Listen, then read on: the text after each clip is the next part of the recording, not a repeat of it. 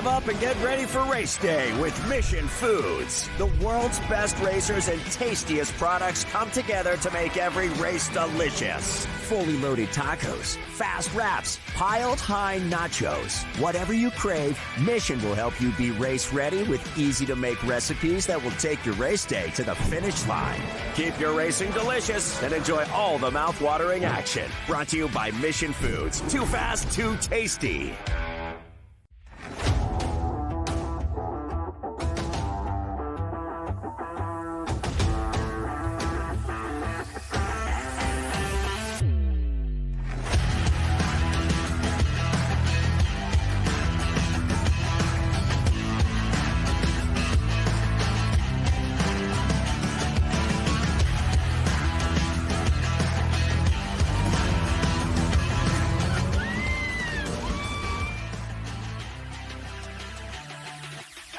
Okay, so pretend this is your race car. It's on the trailer, and you have an accident. Ouch! At least your truck's insurance will pay for another one? Yeah, not so fast. Standard insurance won't replace your race car, whether it's in the trailer, in the paddock, in the garage, or the repair shop. But at Hagerty, we can protect it for what it's really worth anytime it's off the track. No matter what or where you race, offer less than a set of race tires. Hagerty, let's drive together.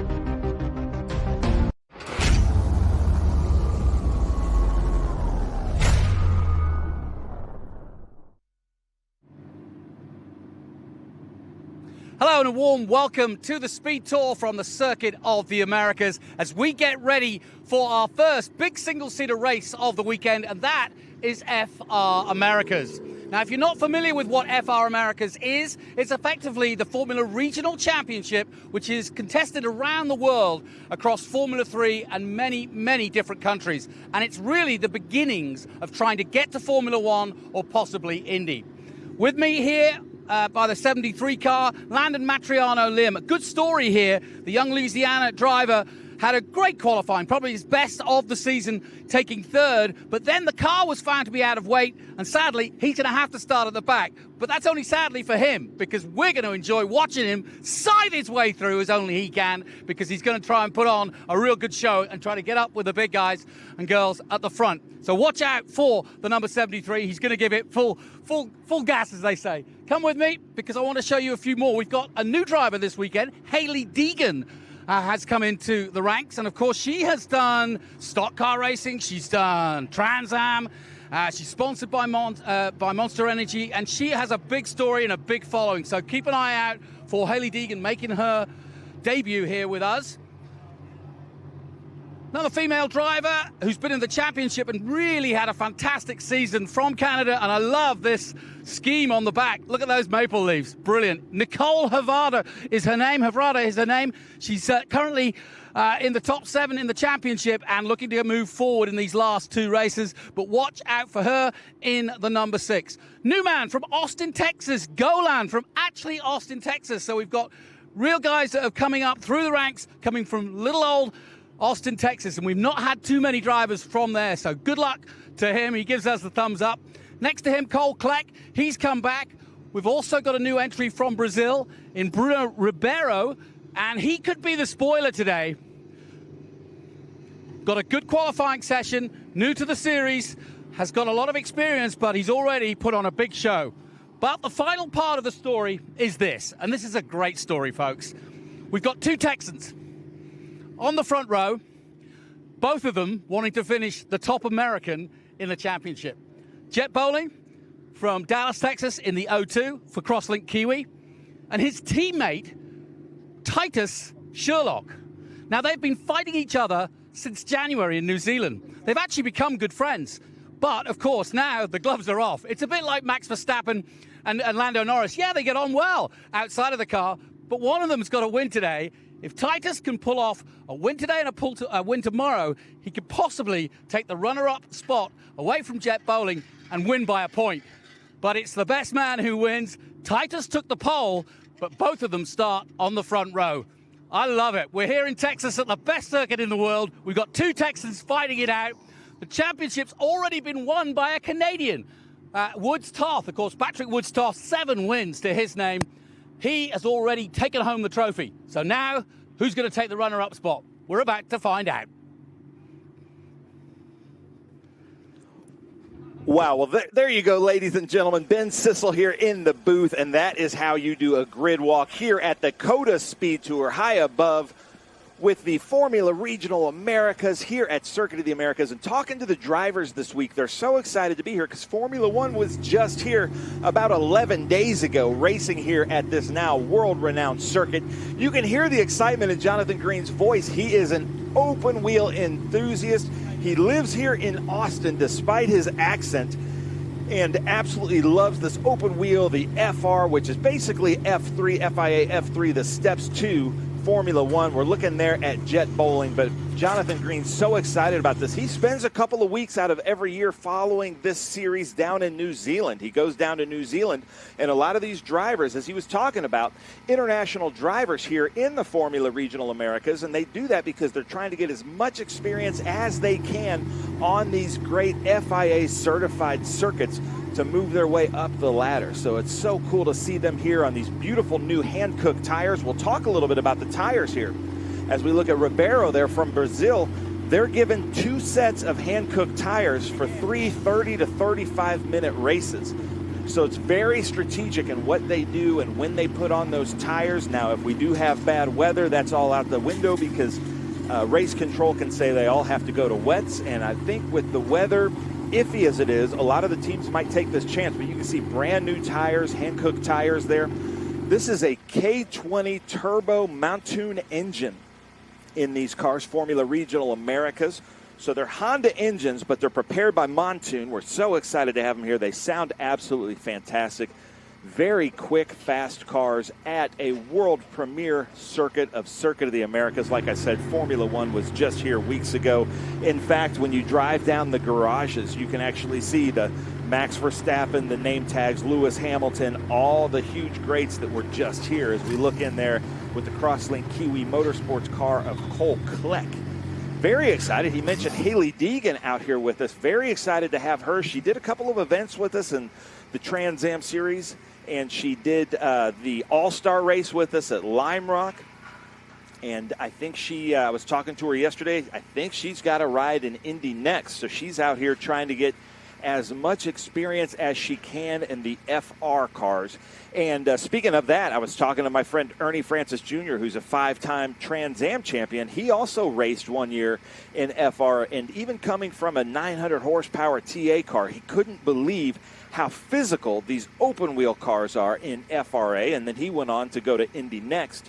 So this is such a great ladder system. The one thing that separates Formula Regional Americas F4 and JS F4 is they do get those FIA points to race internationally or in Formula One.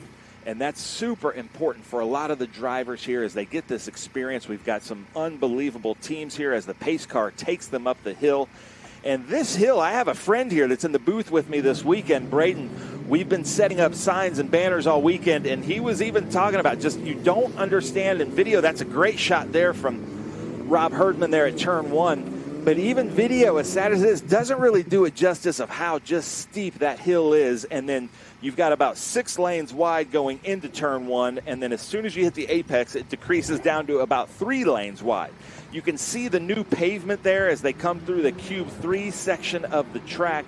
That's kind of the older pavement, just a few years old, but basically from the last turn through turn 2 is brand new pavement, making this track very, very smooth. The drivers like that a lot, especially in these stiff cars in Formula Regional Americas.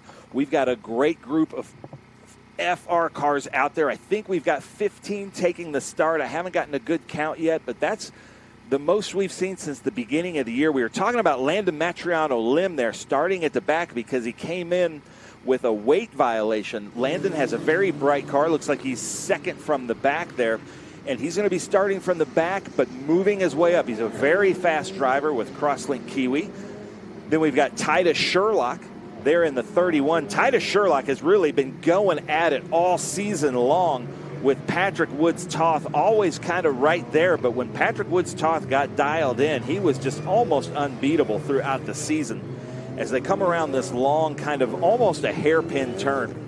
And Circuit of the Americas, very difficult, treacherous track to run. It's almost like the designer of the track built a track to just break cars, because you come down from the tallest gear down to the shortest gear into gear 1, back now on this long, super long straightaway all the way. They're going to hit top speed and be at top speed for probably about 500, 600 yards before they're back hard onto the brakes down into a low gear for a very difficult turn, left turn. A lot of people think it's a 90-degree turn, but it's even more severe than that. Right here, turn 12. There's Ashley, the first girl you see here. Ashley is the PR person for Formula Regional Americas and F4, and it's great to have her here. But coming into the booth, man, making a good run. We've got to have the start from Jonathan Green. Jonathan Green hosts a radio show here all about Formula One. This is his home track. He spends a couple weeks with these drivers in New Zealand. You did a great grid walk, a clinic on how to do a grid walk with us. So Jonathan, you got to be excited. No, I love this, and in fact, what I love about it, I was here for Formula One, obviously, and so the name plates of the Formula One drivers are still on the pit lane wall. So what an inspiration for these youngsters, because this is what it's all about. They all want to be Formula One drivers. Who wouldn't? The money's good. You get to go around the world and you get to race fast cars. But on the road there, you've got to get through this, and you've got to go through karting before that. I'm going to be interested to talk to my co-commentator today. And Connor is alongside us, and he'll be racing. Well, he's already raced. Connor hadn't showed up just yet. Oh. Yep. We just have an observer in here with us in the booth. I'm sorry. Okay. We're waiting. He does look like Connor, though. We're waiting on Connor, but I'll be interested to see what he says. But for all these youngsters, this is such a special moment. Just to give you a little bit of context, Titus Sherlock, who was pole for this race, was also pole for last year's Formula 4 race and won that. So that bodes well for the yellow and black car you see coming to you right now. But behind him is Jet Bowling of Dallas, Texas. They've got 30 guests here, family and friends. They've made T-shirts for it. I mean, what a big moment. And even though the championship is won, and as you say, Woods-Toth just totally dominated, 7 wins. But we kind of almost knew that. He's been a prolific driver since, in many ways, Scott Goodyear found him. Ron Fellows, they've been helping him. And, of course, he did a great job in Canada a few weeks ago and has really made a name for himself. But, Jonathan, we need you to explain the standing start. So excited for this FIA standing start, and a lot of our viewers are probably unfamiliar. Yeah, and this is Formula One, so the man on the right-hand side of your screen, which is the left-hand side of the circuit, is on the inside line. Now, he can't cut across the pit lane line, which is, you'll see, there's no pit stops in this, so they're not worried about cars coming out of the pit lane. But just in terms of the tussle for that tiny, tiny hairpin at the top of Big Red, they call it, it's going to be very hard to defend from Titus. Out go the lights, and on come the red lights. 3, 4... Out go the lights, and away we go, and Titus Sherlock gets a cracker. The man from Prosper, Texas, leads the way now from Jet Bowling. Some good action just a little further back, defensive driving, and Ribeiro just locking up there slightly, but the Brazilian now sending Jet Bowling wide, and that's going to lose him a lot of ground, and he has just done a Norris, sadly for him, because he was pushed wide and couldn't get back on track and has lost some vital positions. Titus Sherlock is off to the races, as you can see, already building on that lead. Unbelievable group, though, coming through the Hankook S's here, following in 2nd, 3rd, 4th, 5th place. And then we can't forget about the Kevin Jansen out there, who always talks about being older than the parents of these drivers. He's with us every year. It's great to have Kevin Jansen out here with us with Crosslink Kiwi. But Jonathan, this is your home track. This has got to be exciting. Yeah, one of my favorite corners, turn 10, now coming into 11, which is the first obvious overtaking place. And you can see already people jinking out. Sadly for Jet Bowling, he's down to 4th, and that is not where he needs to be. He's really got to work hard now to get back on level turns with Titus Sherlock, who is romping down the road and is already halfway down the back straight. A 28-minute race, 30-minute race in total. But as you can see, as they head down the back straight, it's a good, strong lead. A bit of wet dry down there, but that shouldn't affect them. It's so good these days that you don't really worry too much about that. Coming into Brady Goling there into turn 12 in second place. Unbelievable. You can see the oil dry down there from the Trans Am Series practice session. Unbelievable to see them coming through. This is what we call the Bridge Hall Bennett Stadium section here. Really cool looking to see these FR cars with their halos, the Formula Regional Americas. This is a very difficult turn here, Jonathan.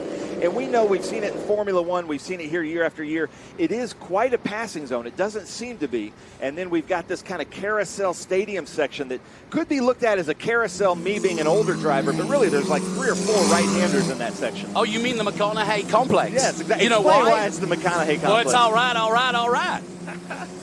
I like your Texas accent, too. Okay, so first lap completed, and Titus Sherlock leading the way at the moment. And just behind him is Brady Golan in his first run from Austin, Texas. What a great story that would be. But also on the hunt, Bruno Ribeiro from Sao Paulo, Brazil. And up the inside comes the Brazilian. Nicely done. And that's a classic overtake. Into second place he goes. And now we'll go in pursuit of Titus Sherlock. Bowling still fourth, and then remember, we're watching that story very closely because that is the battle for the runner-up spot. And so if Bowling is going to take it to the final race of the championship tomorrow, well, he's got to get at least on the podium or at least in striking distance. Of course, a DNF could change all that, but we're not wishing or hoping for that. Also keeping an eye on Matriano Lim. He's in 10th at the moment. Let's see if he can come from the back. He qualified 3rd yesterday and was just deemed to be underweight by several pounds or so, and so that was real unfortunate, and they can't really quite work out what it was. He hasn't lost weight, but he couldn't work it out. But either way, he had to start at the back because them's are the rules, as they say. Havrana, the Canadian youngster, she's doing a really good job this season. I've really been impressed with how much she's got to grips with this car, and is just showing a maturity beyond her years, and she's definitely one to watch for the future. Also going to keep an eye on Hailey Deegan. An overhead take here. That's the 22 of Hayden Bowlesby. Just getting through on Havrana. Hayden Bowlesby's been with the FR Championship for about 3-4 seasons now, out of New Orleans. The AGY6 team. It's really cool to see him. You can see now, look at the teams. We have some great jumbotrons here at Circuit of the Americas, so they can watch this race live when they get away from the main straight. So Hayden Bowlesby moving up really good. Titus Sherlock, though, very good here. I saw him 2 years ago. He did a race here with us in F4 and did really well. I love his bright yellow car, bright yellow helmets. And then Golan and then Ribeiro, but actually it's Ribeiro got ahead of Golan. We saw last time coming down the straight, Golan was having some visibility issues, was really wiping his visor there, and I think Ribeiro was able to get around. But look also for the draft on these long straights. But now it's kind of starting to spread out, Jonathan, and this is kind of the time. We saw a great race yesterday in F4 and Ligier JS F4, and it looks like the Formula Regional Americas are giving us a great start as well. You can see here from the drone, this is the newly surfaced part of the circuit. It was very bumpy on the exit of 1 and down to 2 in the past. And certainly the MotoGP guys not happy with it, so a very, very big resurfacing was done just before WEC and just before Formula One, and it's been a really good result for this state-of-the-art circuit that is the Circuit of the Americas. And what a chance for these youngsters, as you say, to race at one of these circuits. And I mean, I'm sure if they're dreaming in their heads while they're out there, they would love to come back here in 2 or 3 years and come back in front of the 400,000 fans that cheer on Formula One. Yeah, unbelievable. We were actually talking to one of the ticketing agents here yesterday at Circuit of the Americas. They don't know for sure, but they know it's about 450,000 people here. Amazing. Just, 10, 12 days ago. It was amazing, and it was truly a great event, and so much going on track and off track. And a lock-up for Titus, and that's not good news, because when you get a lock-up like that, that didn't look too bad, but as you well know, if you really lock up a tyre, especially one tyre, it starts to basically unround itself. If that's not even a word, but I'll use it and you'll know what I mean. But it basically starts to clunk. And also makes the car unbalanced. And if you keep locking up like that, you can get into trouble, and that can slow you down dramatically. So Titus has got to be careful, but that is one of the heaviest braking plates. As you say, it's almost designed as though they want you to brake the car. But looking at Titus's hands, I love that he's got the yellow gloves so we can see it. Coming through that stadium complex, it was one corner, one turn. That car looks very smooth. Looks like they've gotten the setup correctly at Crosslink Kiwi. So he looks like he's got a car that he is absolutely loving. There was oil dry down there approaching 12 on the line, so he did look to lock up, but some of that smoke might have been from the oil dry. But watch his hands here as he comes around. He just looks like he's not panicked. The car is very smooth, but there is that. It's Cole Kleck, in fact, the returning Cole Kleck, who's up to second place. I thought it was Ribeiro, but it's Cole Kleck. Great to see him back here. Cole Kleck, interestingly enough, was racing here 3 weeks ago on the Formula One calendar in Super Trofeo in Lamborghini. So he's got some sneaky peeky laps to his belt. So that might be just why he's going as well as he is. So good to see Cole Kleck back here and racing hard. And yeah, that could be the reason why he's up at the sharp end. But really wish him well. Matriano Lim still 12th. He's come through well, and he's now behind Kevin Jansen, so that's his next person to overtake if he can. Deegan down in 14. She's lost a little bit of time, and she's behind Jake Pollock, another new entry. Jet Bowling has closed in now in 5th place on Ribeiro in 4th, but that's actually a position change. Avrada's dropped back, and Bowling really now has to get the hurry up on. But I think if we get a shot going into 12, Bowling's going to be right behind the draft, and maybe able to have that work in his advantage, which is basically almost like the DRS for these cars, but not able to get behind there. The 80 of Golan. I like these brightly colored cars here. Yes, I hate black cars. Give me color. And you can see this is a very difficult section, a little bit bouncy there, and if you can see their hands when they're turning full input there to the right and to the left, they're looking pretty smooth, though. But there is your man, Jet Bowling, there. You're hoping to get him to hurry up because a fellow Texan. Yes, and currently enrolled at A&M. So he's basically chasing an education, which is a smart thing as a racing driver because you never know how long it's going to last. So, he's going to college and he's racing around the world. He's just come back from Monza and Barcelona, where he took part in the equivalent series in Europe, FRECA, Formula Regional Europe, by Alpine. And so that good experience, he didn't do anything, didn't change the world in that, but he didn't expect to. It's all about miles, it's all about seat time. You'll hear that expression all the time in motor racing. And Bowlesby's doing just what he should do as a youngster coming up. He is probably one of the latest starters out there. He only started racing in 2021. Can you believe that, in karts? So this is really early days for Jet Bowling. And he's a former... Somebody's cut across. Oh, and that's Golan. He's got to the Golan Heights. Something's wrong with that left front tire. Yeah. His brakes are locked up. I think that's I'm wondering, it's either a puncture or suspension, but by the time he's come through that gravel trap, he's not going to have helped himself. But Golan is out. But ladies and gentlemen, the hero of the race. He's behind the wall, and we're not going to have to stop there because of Golan, but we may have to go double yellow here. Not sure where that is. That's Jake Pollock, and with 20 minutes left to go, if he's in a gravel trap where it's by turn 1, and so if that's the case, I think they're going to have to bring out the safety car because it's just too precarious to have a car in the gravel and the potential of another car following him in. I saw Kevin Jansen over there giving room to Landon Matriano Lim as they come in through turn 11. And Scott Goodyear is our race director here in FR, F4, and JS F4. And he'll see that car there in the gravel trap. He'll give him some time to maybe get out. But an open wheel car like this in that thick of kitty litter, that's really tough. But Jonathan, we have the man in the race yesterday. Connor Roberts had a great outing with us a few weeks ago at CTMP. 3rd place yesterday in the F4 race, so I'm going to jump off the headset and I'm going to put him on with you. All right, perfect. Connor Roberts, 3rd yesterday, and therefore is the guy we want in here to tell us what's going on out there.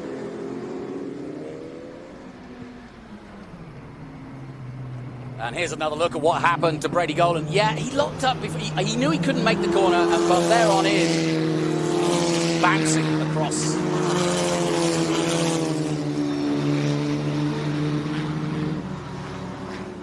Out he goes. So 2 cars out and life goes on. Connor, welcome to the booth. Thank you for having me. Not at all. You've been out in the fray of it. You got a podium yesterday. What are conditions? What's the track like? I mentioned the resurfacing. I don't know if you've raced here before, but it seems like everybody's happy. The Formula One guys loved it. Yeah, so it was a lot smoother. I was here last year for USF Juniors, so I have some recent experience in junior Formula car on this track. Yeah, turn 1 is much smoother than it was before. The whole first sector is a lot better. The only still bumpy part is that braking zone into 12 on the outside line is some relatively large bumps. And but other than that, the track has been really smooth. It's been really good with all the F1 rubber still down. It's been very quick. Well, you're listening to Connor Roberts. We're under caution here. Titus Sherlock, who built up a good lead, has now lost that lead because everybody now is behind the safety car. So why don't we take a short break and we'll be back to say the restart of this one, the first race of FR of the weekend. You've got a business to run, big and heavy products to ship, and customers who need them now. When you've got the right driver and the right equipment, you can bet on a spectacular result. Bennett understands complex logistics and puts the best team, the most time, and the latest technology into every customer relationship. So you can sit back, relax, and enjoy the race. Let us handle the rest. Together, we can move anything. Rev up and get ready for race day with Mission Foods. The world's best racers and tastiest products come together to make every race delicious. Fully loaded tacos, fast wraps, piled high nachos. Whatever you crave, Mission will help you be race ready with easy to make recipes that will take your race day to the finish line. Keep your racing delicious and enjoy all the mouth-watering action. Brought to you by Mission Foods. Too fast, too tasty.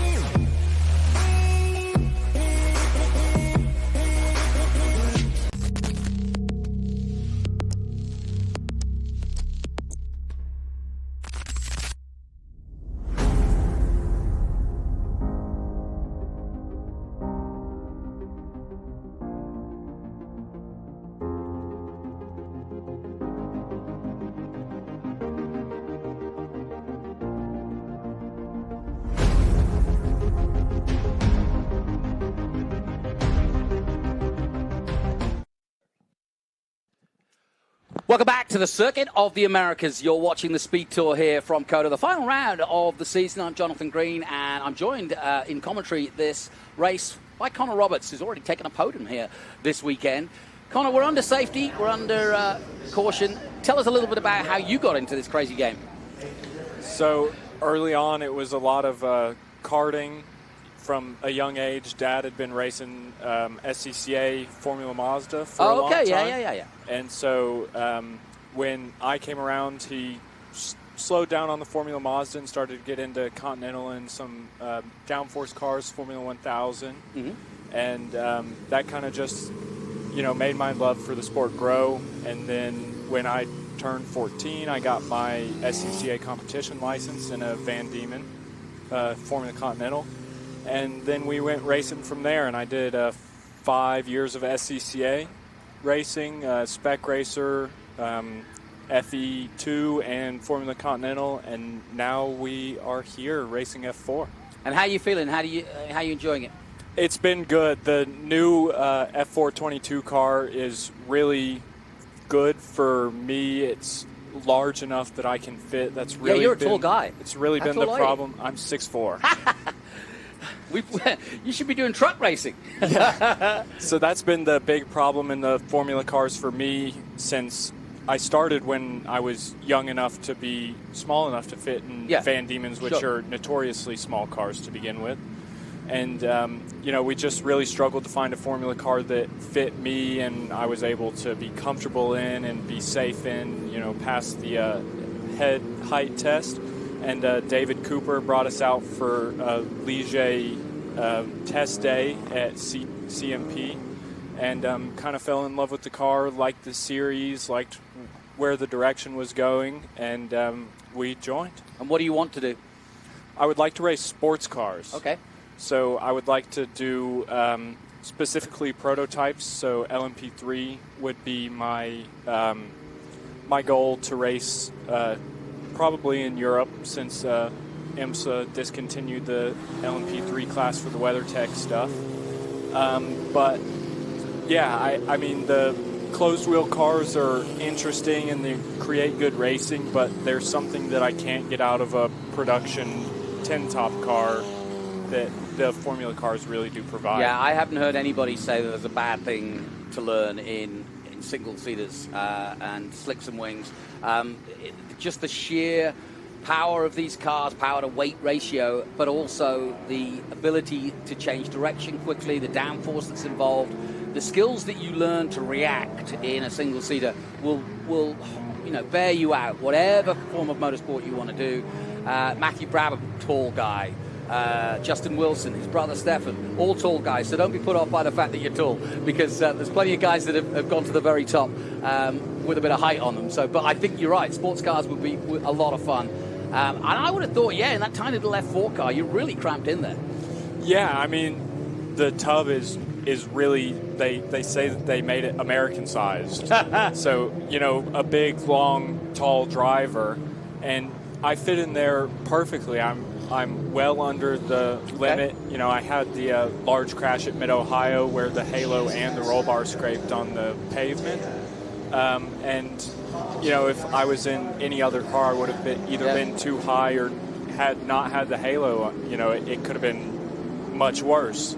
But, Ligier did an incredible job making that car as strong as it is and as safe as it is.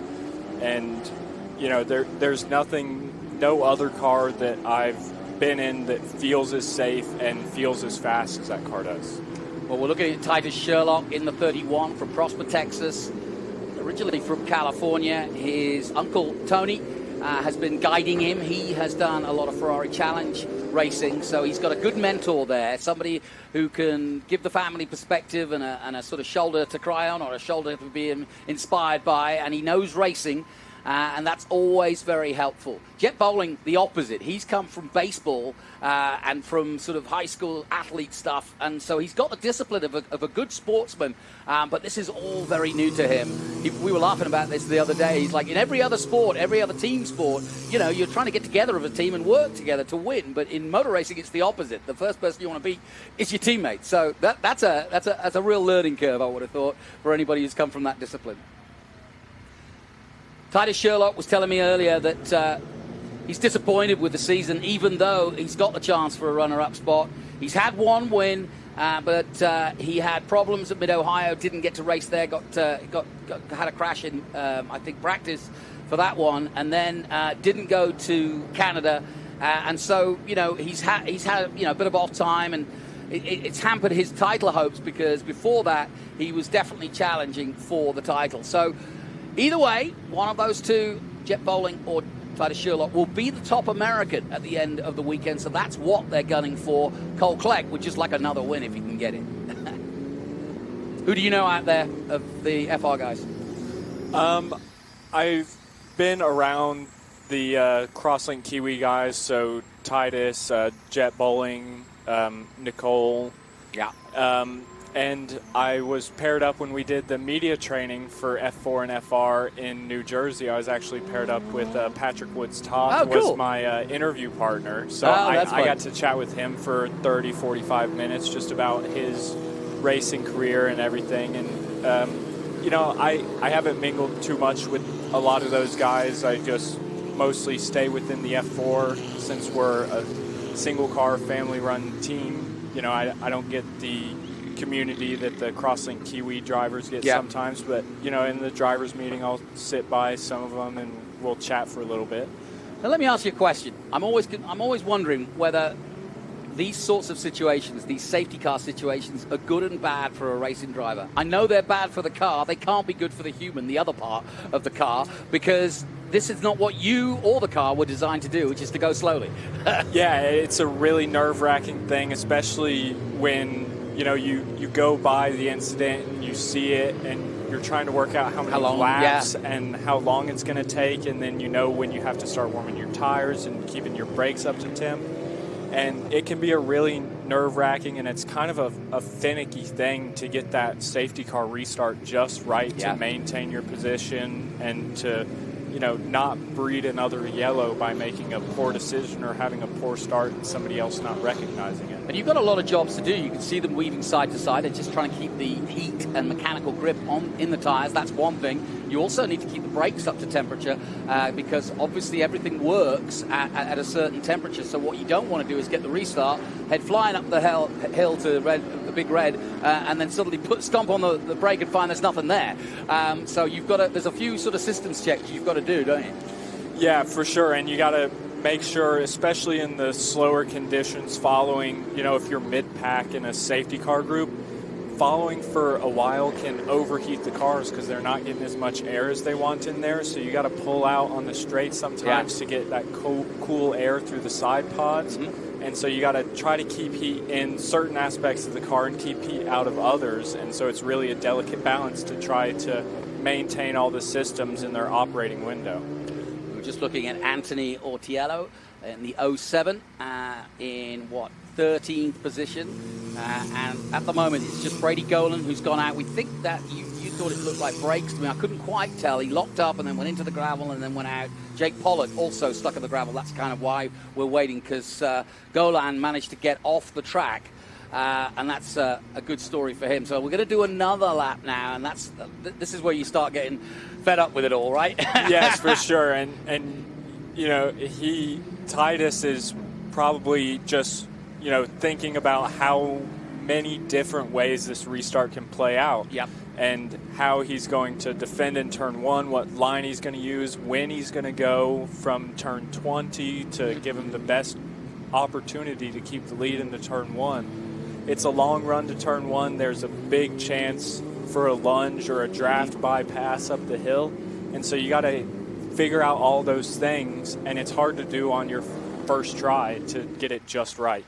Yep, we saw that in Formula One, and we see it every weekend, and it's the same for these guys. They're on similar tracks, and in this case, they're on the same track as they were just a few weeks ago at the U.S. Grand Prix, and that's what they're all hoping to get on one day, the grid for Formula One, and we've got some great young stars coming up through the ranks. If you just look at the champions that we've created over the last few years in FR, Hunter Yaney is now in FIA F3. Kyle Kirkwood currently in in IndyCar, of course, and more recently the likes of Nolan Siegel here this weekend, funnily enough, now with McLaren. So we've got some great stories, and there's many, many more have made it through the ranks and come through FR and F4. So it's a good breeding ground, good cost point, and so many, Dakota Dickerson, another one to name.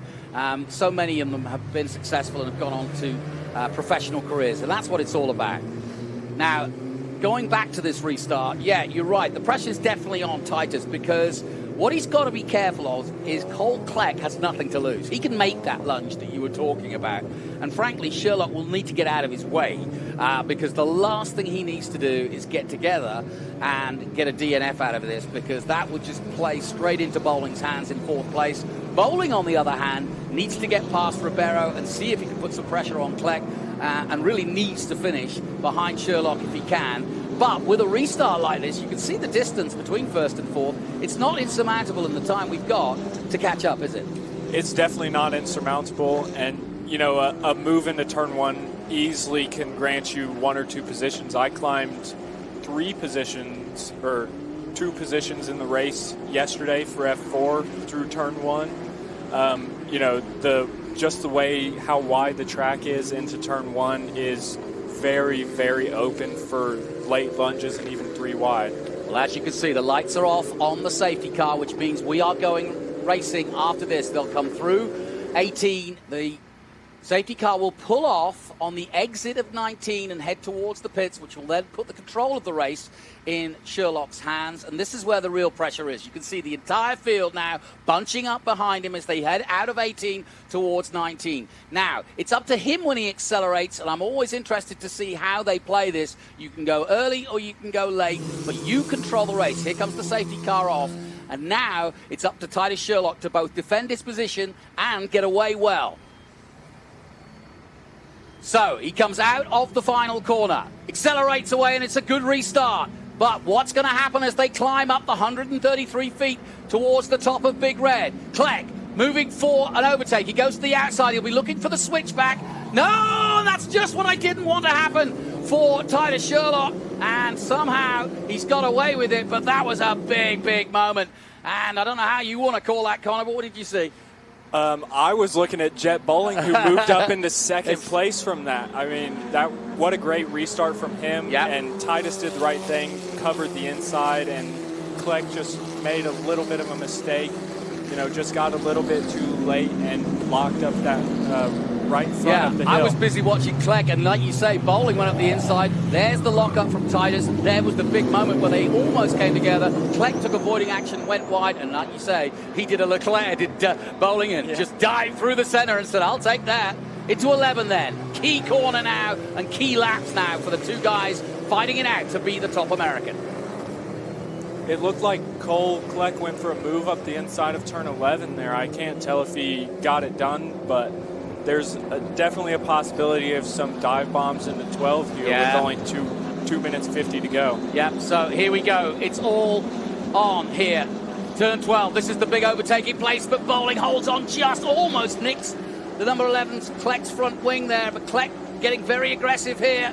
And Bowling's got to stay out of trouble against all odds, though. He's under massive pressure as they come through 14 and down towards 15. He's trying to chase Sherlock down. He goes wide, switches back, and Kleck's got through. Back down to third goes Bowling.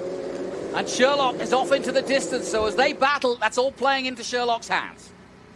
Yeah, as long as Sherlock keeps this clean, I mean, he's basically got this race under wraps. He's a second and a half at least clear. And the second, third, and fourth drivers, they're all just going to battle for those last two podium positions. There's your white flag then. Titus Sherlock on his way to victory here in race 1, but it's far from over yet. I'm not saying he's got it yet, because there's a host of these 4 drivers if you count the 22 of Hayden Bowlesby. As here we go, Bowling makes the move, and it's a bold one. Inside of turn 1, classic overtake, and nicely done by the young kid from Dallas, Texas. Yeah, Kleck's got to run into the S's, though. I don't know if he's going to want to actually try that. He falls back into line. Yeah. I think he's going to think smart and try to go for a dive down into turn 12 on the back straight, but he's getting a little bit messy through those final 2 S's, and Jet just got away a little bit. Yeah, this is just what Jet didn't need.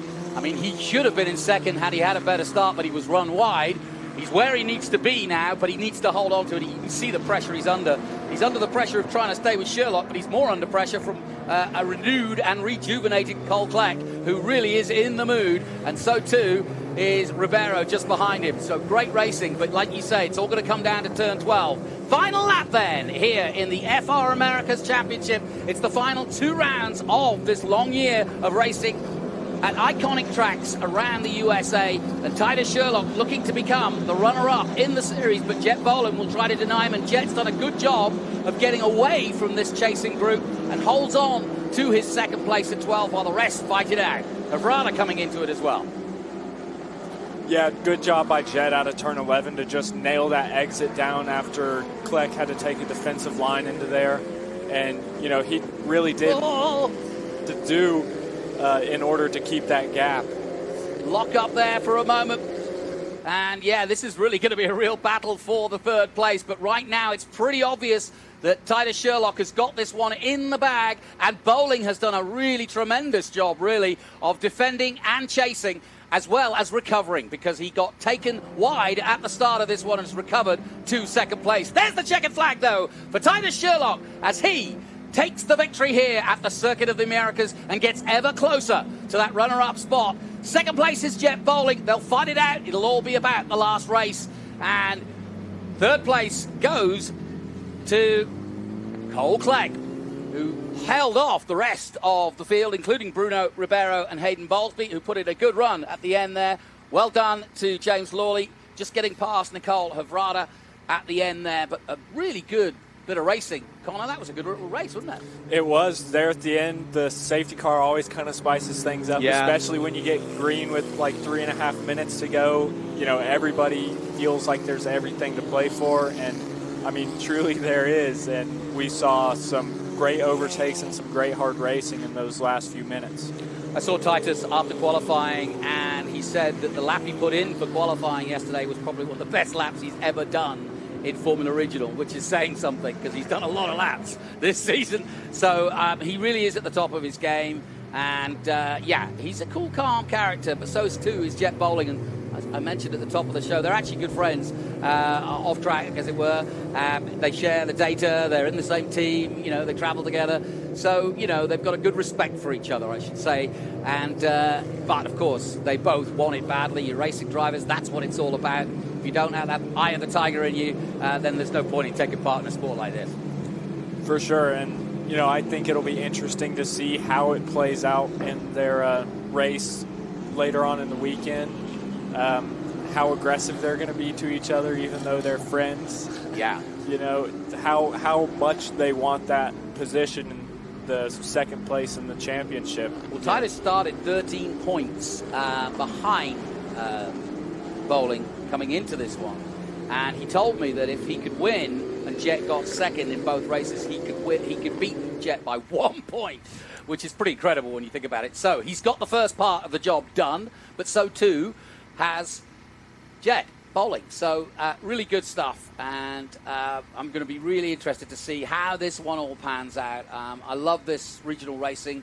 And both Titus Sherlock have had and Jet Bowling have had a long year. They raced in January and February in New Zealand in the Formula Regional Series there.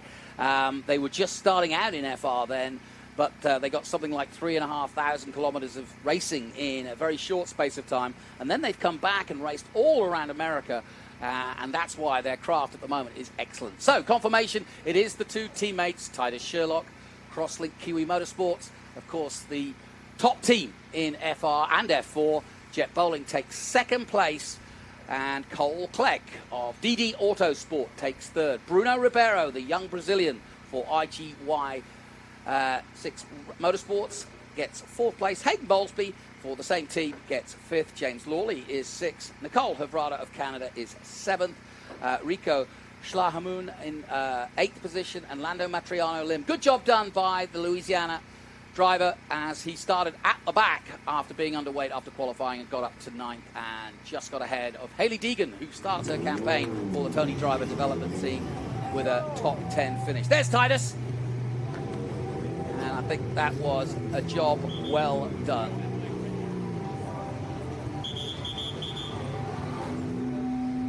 So when that helmet comes off, we'll get the mighty John Phippen. There he is to do the interviews. So as soon as that lid is off, John, I'll let you take him away. Let's hear what Titus Sherlock has to say about his win in race one.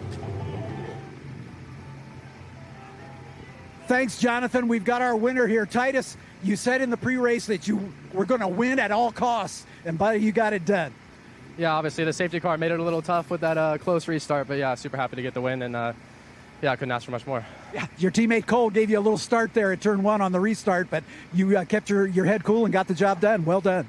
Thank you. Yeah, I just want to thank the whole team at Crosslink Kiwi Motorsport, Oscar, my mechanic, Oscar, my engineer, my mechanic, Frenchie, and everyone else. Thank you. Good luck tomorrow, and looks like you're on the way to perhaps the Vice Championship. Thank you. Back to you, Jonathan.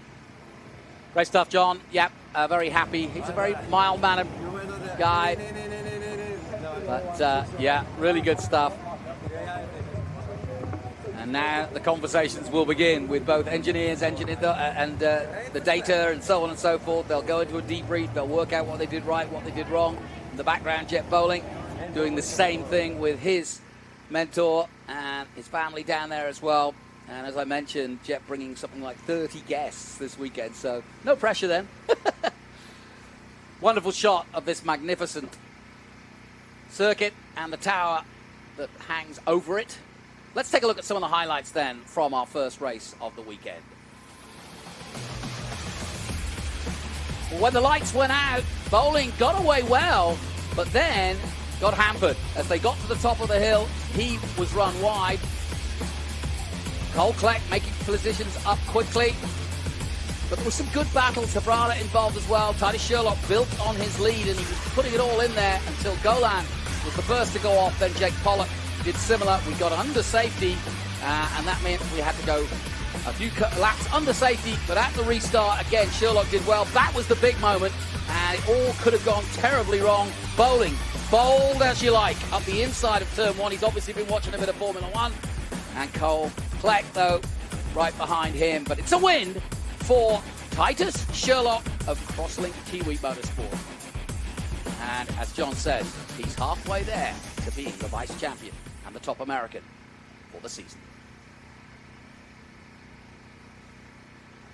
And don't forget, we'll have F4 action and F4 Junior action later. Are you ready? I am. We did some work to the car this morning. Just trying to make it ready for the race today. What have you changed? I mean, specific changes or just... Yeah, so we did some race-specific changes, some things that I felt like I lacked yesterday in the race, just to be able to increase my pace. We did a set of front brake pads as well, and we're setting our rain tires out and getting ready to figure out what it's going to do if it rains. What number are you, Connor? 46. 46, the great number that is Valentino Rossi, of course. So good call there. Well, watch out for the 46. He's coming through. Let's head down to John Phippen once again. Let's get our podium celebration underway. Let's bring up our third place finisher. He hasn't raced with us since the first race of the year, but he's on the box. Cole Kleck, ladies and gentlemen. Cole, my friend, your third podium to go along with a win already. Well done. I'll tell you what, you gave your teammate a bit of a fright on the restart. Yeah, no, it was a good race. It was really fun. We were under safety car for quite a bit. I saw Titus go low. I tried to go lower. That didn't happen, so I opened up. Titus and I kind of went wide in turn one, but we kind of shuffled back in towards the end. And then from that last lap, it was just a defending lap, really. So I just want to say thank you to all the Kiwi crew, everyone that came out to help us, and everyone who busted their asses last night, put in that new motor. And thank you, guys. Congratulations, Cole. Thank you. Cole Kleck, your third place finisher. Let's bring up our second place finisher, Jet Bowling. Jet, come on up. Talk about a great restart, my friend. Cole went a little too deep, and you took advantage of it. Yeah, it was good. I knew it was going to be chaos. We all wanted to get the position, so I just, held my line and outbroke the guy in front and made it happen. Yeah, you're still in the hunt for the vice championship. If he has a little trouble, perhaps you'll have a good day tomorrow. Yeah, he's definitely fast around here. It'll be hard, but it's definitely in the fight. Anybody to thank? Yeah, I thank the whole team. Thank for all the people that came out for me in Austin today, and glory to God, of course. Congratulations. Jet Bowling, ladies and gentlemen, your second place finisher. That's his 8th podium on the season. And now let's bring up our winner. This is 4 wins and 4 podiums. The man who's likely going to be the vice champion, Titus Sherlock, ladies and gentlemen. Titus, well done. A well-judged race. You got out to a big lead, and then, of course, the safety car came out, which is exactly what you didn't want to see, I'm sure. Yeah, it wasn't ideal, but still got it done in the end. Had a good restart, had a fun battle with Cole. It was pretty intense, but I got away and got the win. And now the Cole's under the same umbrella. We've got another sweep of the podium for Crosslink Kiwi. Yeah, exactly. They give us fast cars every single weekend. As soon as we roll off the trailer, it's quick. So that's all thanks to them. Anybody you'd like to thank? My whole family watching at home, my mom, my uncle, for always supporting me, the whole team, everybody. Thank you. Congratulations. Thank you. There's your winner, ladies and gentlemen, Titus Sherlock. Jonathan, we'll send it back to you.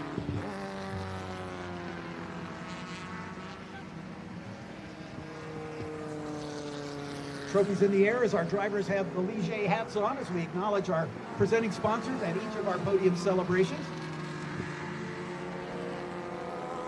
Now we go to Hankook again. We've talked about Hankook and all the great work they do to keep these cars well shod.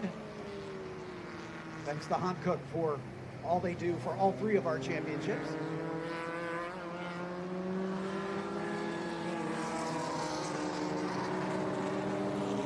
Mountoon has taken over the engine supply for us. Mountoon takes these Honda-based power plants and massages them for race readiness and reliability.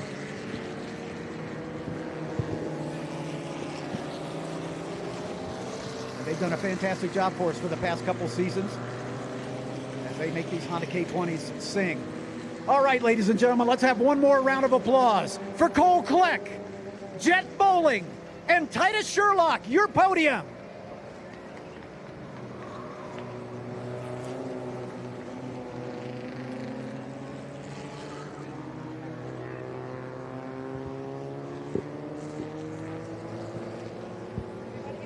Jonathan, we're all done here. We'll send it back to you. Great stuff, John. Thank you very much. Well done to that man, Titus, and he deserves a little bit of water there, a little bit of fizzy water. Why not? And, yeah, good display of racing by both Jet Bowling and Titus Sherlock, and that leaves us for a nice grand finale for tomorrow. But talking of grand finale, we've got a great weekend of racing ahead of us coming up. We'll take a short commercial, and when we come back, we'll let you know exactly what we're up to here at the Circuit of the Americas. Stay with us. Rev up and get ready for race day with Mission Foods. The world's best racers and tastiest products come together to make every race delicious. Fully loaded tacos, fast wraps, piled high nachos. Whatever you crave, Mission will help you be race ready with easy to make recipes that will take your race day to the finish line. Keep your racing delicious and enjoy all the mouth-watering action. Brought to you by Mission Foods. Too fast, too tasty.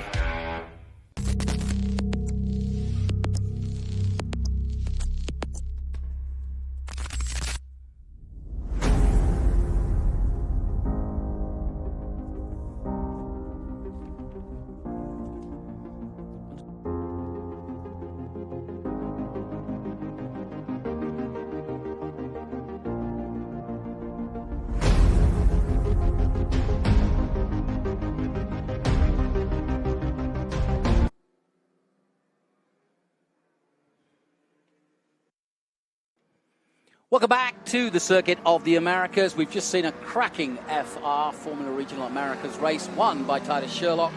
And here is what we've got. As well as this afternoon, we've got F4 U.S. and JS F4, so 2 more junior races. And then tomorrow, we go for the second race for the F4 U.S. and Junior F4 feature race 3. That's at 8:50 tomorrow morning. Then we go into the Formula Regional Americas feature race 2. That's the finale at 1:15.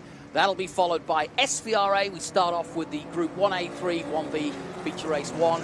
Then to Group 10 and also IGT International GT feature race 1. We've also got Group 6 and Group 12A, one of Ben's favourites and mine too. That's at 2:40. Group 9 is at 3:05, Group 7, 11, and PSSA, where we've got some new entries for that championship, including some single-seater guys who are swapping over to PSSA for the weekend. Group 2 is followed at 3:55, then Group 4, 5, 8, and 12B. Then, at the end of the day, we're going to show you live coverage of the qualifying for the final rounds of both the TA2, Trans Am TA2 by Cube 3, and the qualifying also for the TA Championship. Both the championships on the line. And then on Sunday we do it all again, but it's gold helmet time. This is the traditional finish to the season, and so it's feature races back to back to back. But the middle of the calendar sees the Cube 3 Architecture TA2 Series finale, and that could well be a championship, well, it will be, a championship decider, unless it's finished before then, because the points are quite high on both. That's followed immediately 12:20 by the TA, and that, of course, involves the XGT, SGT, and GT races. Then we go back to SVRA. It's a packed weekend of Group 6 and Group 12, Group 2, and we finish off the weekend with the final race at 3:30 of Group 7, 11, and PSSA. So, that is what we've got ahead. Don't forget, we aren't done today by any means whatsoever. Join us again for the F4 and Junior F4 race at 3:55 p.m. Central. But in the meantime, over the course of the 2024 season, we've spoken to some of the most interesting people you'd expect in one of this diverse paddock. Some great stories to tell by all of them. So sit back and relax as we give you SpeedTour presents Stories from the Paddock. Enjoy. Some of the guys I've driven with in the series at ALMS have just come up to me. I've had some pretty big bear hugs.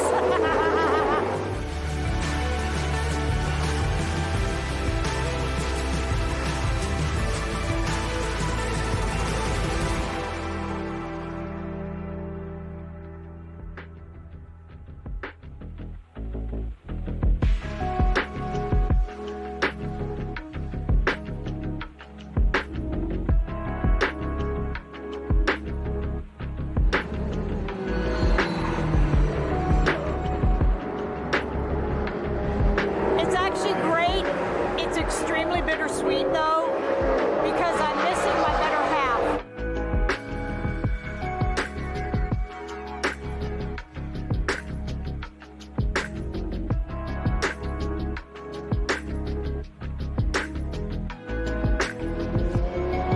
I want to do this because this is something me and Dave had done for years. We did it together as a team. I want to honor that memory with what we built together, what we accomplished together, and I frankly like racing.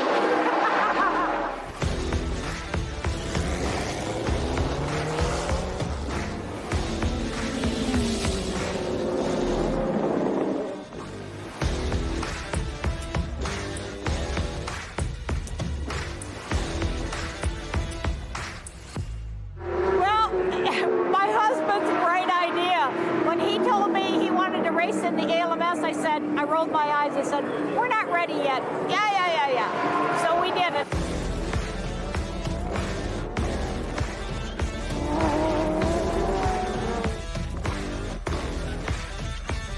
But then he said, yeah, I think we're ready to go to Le Mans. I rolled my eyes, I said, Dave, do you know what an undertaking that is? We're going to do it. We did it, we were accepted to come over, and history happened. We did it. And it happened to be mine and Dave's anniversary. So it was hilarious. So he was standing there in pit lane when I was called in. So I get out of the car and he's standing there and he's, happy anniversary. Well, thank you.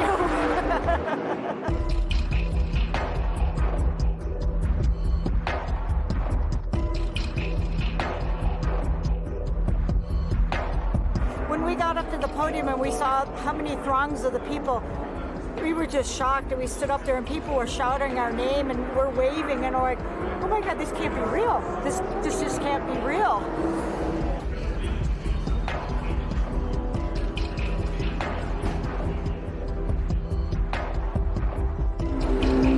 It's top notch. It's really top notch. And again, some of the guys I've driven with in the series and ALMS have just come up to me. I've had some pretty big bear hugs. Well, you know what? I'm going to do my best. I finish my race, I'll be happy.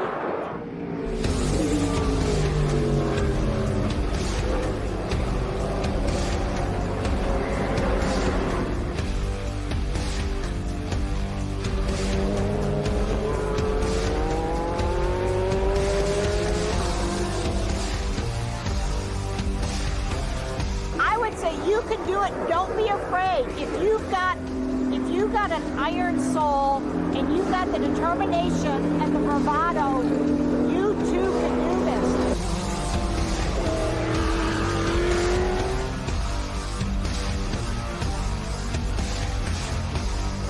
I think so. I hope so.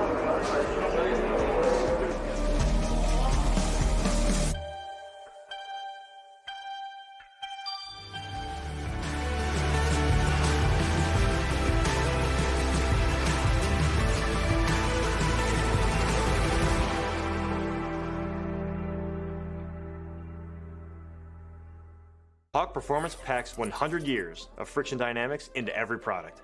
Backed by Carlisle Brake and Friction, the world's premier innovator of industrial brake and friction components, Hawk leverages R&D tools and motorsports experience to deliver uncompromising performance on the street. There's no reason to settle for less. Choose pads that are race-proven and street-legal. Find the Hawk Performance brake dealer near you at hawkperformance.com.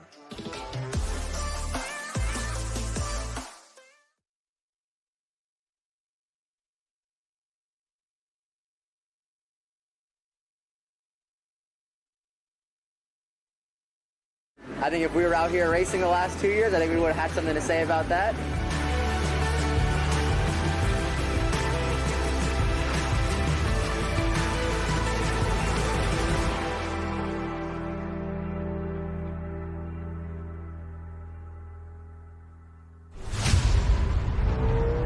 Ernie Francis Jr. of Florida wins for the Reckless Racing team.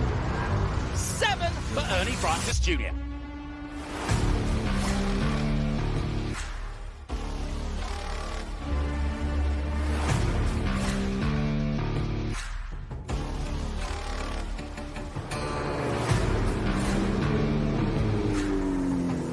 Yeah, there's a lot of fans that are happy to see me back here. Maybe not so much drivers, you know. I'm racing in TA and SVRA. I'm sure they're not happy about me being back out there. You know, they thought they got rid of me last time. But, you know, here we are again, so.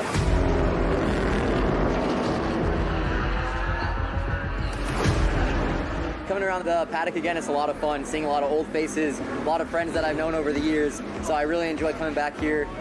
Feels like home. You know, it felt a little rusty getting back in the car for the first time, but it clicked pretty good after the first session. So, you know, it's happy to be back around here. I still follow all the Trans Am socials, so I see what's happening after all the race weekends. You know, I see Chris Dyson out there racking up the championships, getting awfully close to my amount of consecutive championships and race wins in the series. So, you know, hopefully I can come in here and at least hold them off for one more race right now.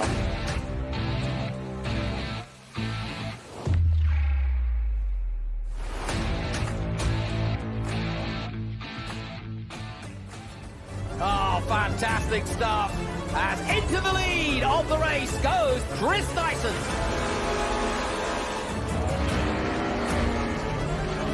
Dyson's going to do it, and he takes the checkered flag and wins yet again. At some point, the torch had to be passed on. You know, I moved out of the series, so of course somebody has to pick it up from there. And Chris does an excellent job. Their team is amazing. They put out good cars, and you know, he does a solid job on the track as well. You know, I think if we were out here racing the last 2 years, I think we would have had something to say about that. But you know, he's been doing a great job, and I'm looking forward to racing with him this weekend. I think a lot of the TA2 guys are pretty quick. Connor Zillage in TA2 has definitely been impressive, watching him come up through the ranks over the past year or two. You know, just won the race today in the TA2 class, so definitely impressive watching him come up. A lot of the TA guys, it's nice seeing the field grow a little bit. I think they're up to over 10 cars this weekend in TA, so it's pretty cool to see that.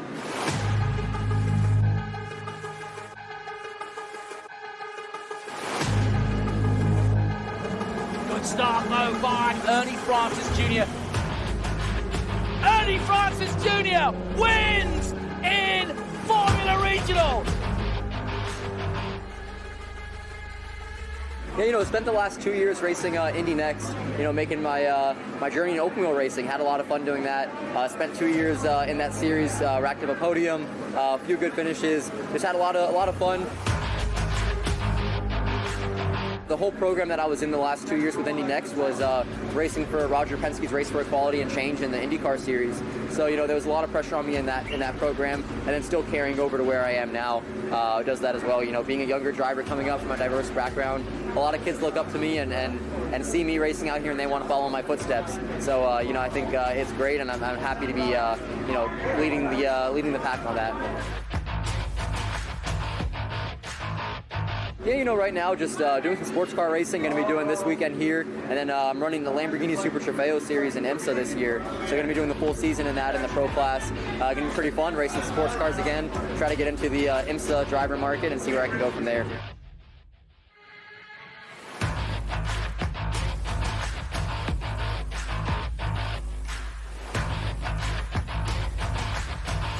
It's my first time driving it in the practice session earlier today. Didn't get to run it in the test sessions yesterday, so just had to come to grips with it pretty quick.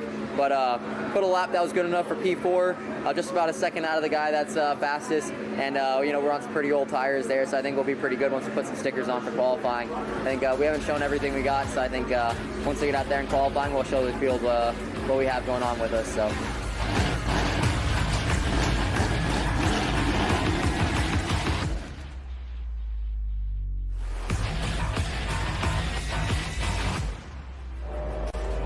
Away we go. Ernie Francis Jr. in the Challenger, his first ever chance of racing this car. We're on board with, oh no! Dyson was getting aggressive up the inside, but a little too aggressive, and he's taken Ernie Francis out in that beautiful Challenger.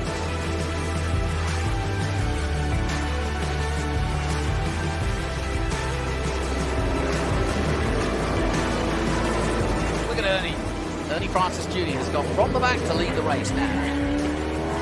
Coming out of the last corner. And we'll see the checkered flag for the umpteenth time here at Sebring and win in SVRA as he has so many times.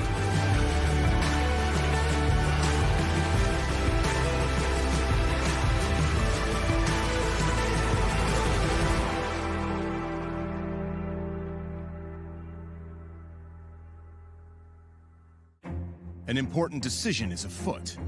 This man is about to buy tires on TireRack.com. Tire Rack is the leading online retailer of tires in North America and a repository of advice and expert reviews. And it's done! All that's left is to arrange for safe, easy installation at one of our independent recommended installers. Well, I guess he did that too. TireRack.com, the way tire buying should be.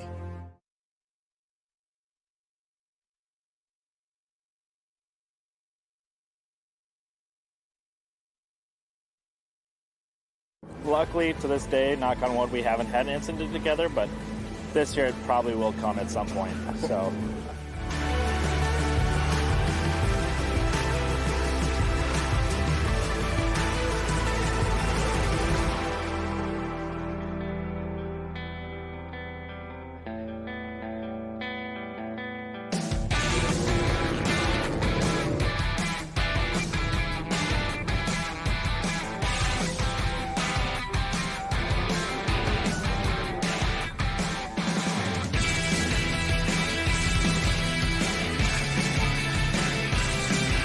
Of us. I have my dad, my brother, and my 2 boys.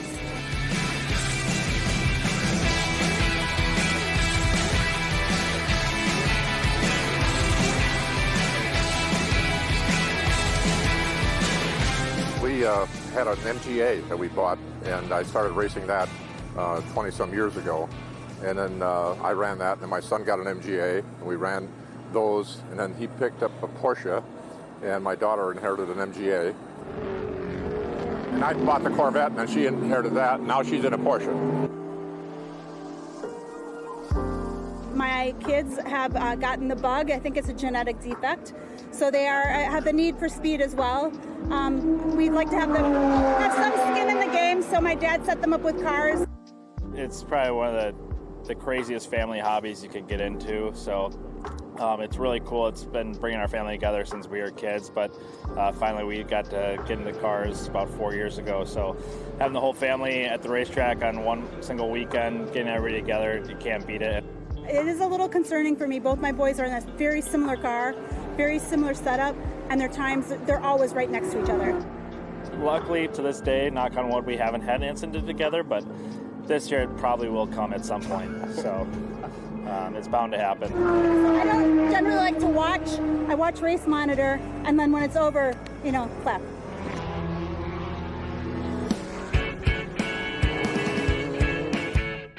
Yeah, Grandpa loves it when we're winning races. He makes it so that we can have really fast, fun cars, but, he's got my mom on the podium this weekend. He's really proud. Todd's always on the podium. He's pretty upset if he's not. My dad is still maintaining, he does all the mechanicals on his own car. He's got an old Corvette, and so, but he's got nothing else to do. He likes to manage all his car stuff. So it's a great family team. It's fun. You get together at the end of the day and rehash stories. They're good guys, good kids, and they're very, very blessed to be able to do it.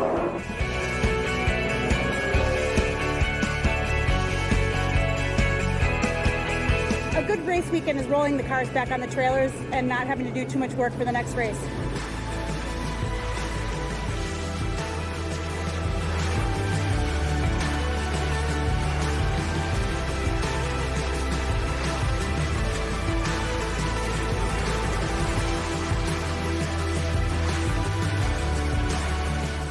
One of the main reasons for poor vehicle performance is a dirty fuel system. It can cause decreased fuel economy and actually do harm to your engine over time. By adding Lucas fuel treatment to your vehicle, it cleans and lubricates the entire fuel system, pump, carburetors, fuel injectors, and valves as you drive. It also improves your vehicle's performance. It's a non-solvent product designed to protect both gasoline and diesel engines. Lucas fuel treatment. It works.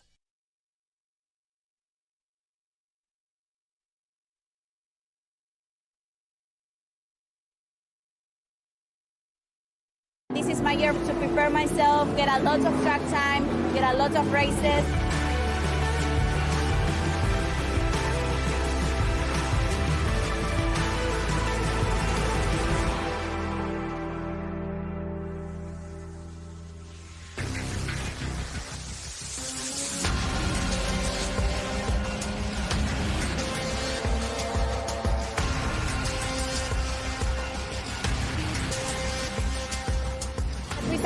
good with P1 in both practices.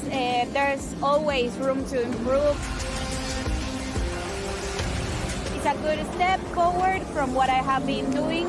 So yeah, I'm ready to keep pushing. Well, my inspiration was my brother, my father. My brother did at F1 test. He was a driver in Formula cars, and my dad is a rally driver. So I wanted to be like them. When I was 8 years old, I started to tell them, like, okay, maybe I should try racing because I love cars so much. But they didn't let me until I was 17 years old. So that was a lot of years of me fighting for what I wanted because they didn't want me to race because of the dangers of the sports. You know, they put me into tennis, piano, nothing to do with racing. When I was 17, I met Fernando Alonso, the F1 driver, and I told him, like, okay, I want to be a driver, I want to be like you. And he told me, work hard. It's just that, work hard. So that made a click on my mind to tell my parents, like, why my brother can do it and I cannot. So they give me the chance, and we are here. First, I did 1.5 years of karting back in Uruguay, my hometown. I did a vice championship on my first karting championship, and then I started to step up into Formula cars, Formula 4 in Uruguay with some podiums. Then I went here for the F4 U.S. championship, this one, and then I jumped into F1 Academy, and we are here.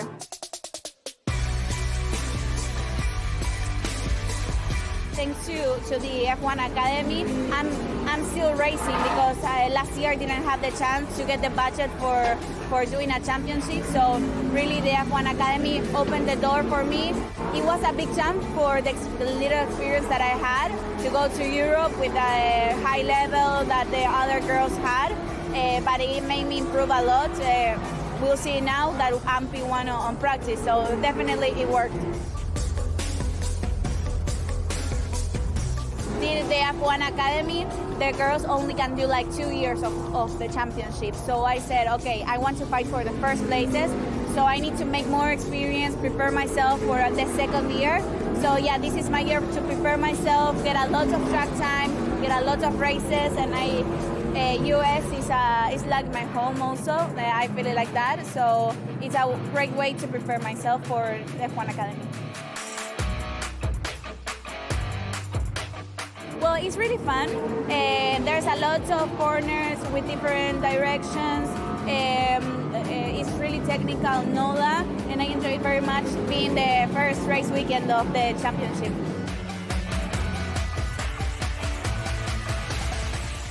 Really is to carry momentum, you know. Momentum is a lot, and drive it nice. Momentum with a lot of softness and smoothness, let's say, is what you need. I'm hoping to get a podium at least. We have been working really hard with the team, and now is the objective. Or no, seriously, the good thing is to get a lot of points for the championship. That is the main goal for this, and keep pushing, improve myself lap by lap. Yeah, I don't know. They always make comments and they laugh about everything. So, but I have the support that I'm P1. So, well, hopefully racing in one of the highest categories, Formula 1, IndyCar. That's my dream, really. I want to become a professional race car driver. That is my ultimate dream. When I was 8 years old, and I'm really grateful to be doing it right now because. Starting at 17 years old, this is not common. Usually guys and girls start with 6, 7 years old, so starting for me so late and being here, getting the chance, it's really a dream come true. So just I appreciate to be here, but I look for more.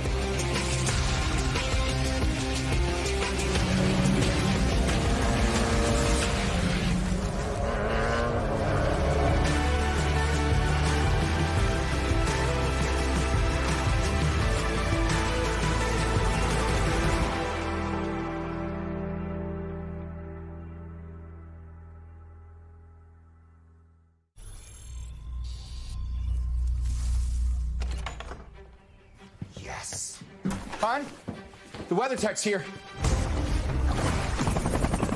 WeatherTech is the ultimate protection for your vehicle. Laser measured floor liners, no drill mud flaps, cargo liner, bump step, seat protector, and cup phone. What about my car? WeatherTech.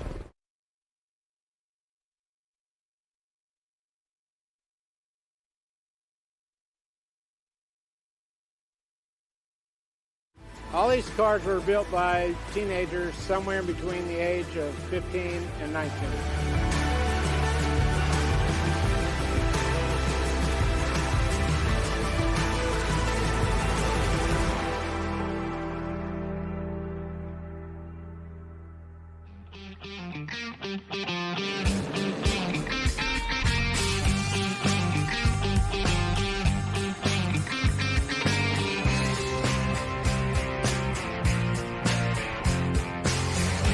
All these cars were built by teenagers somewhere in between the age of 15 and 19.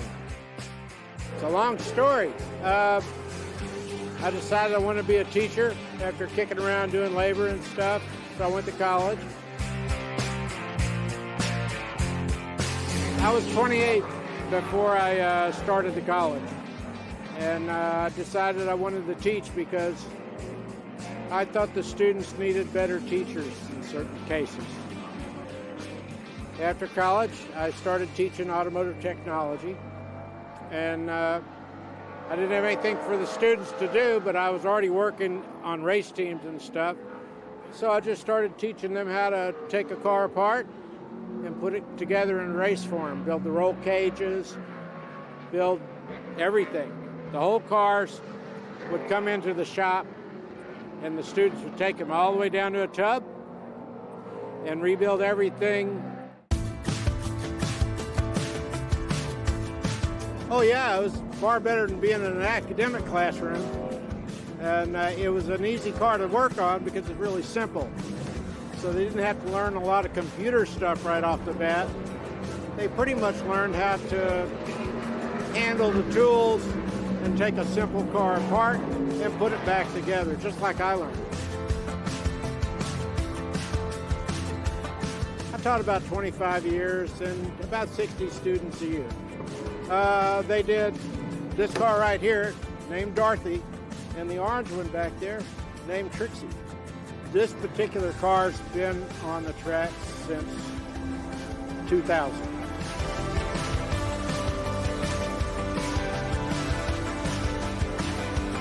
That's the Golden Shifter Award.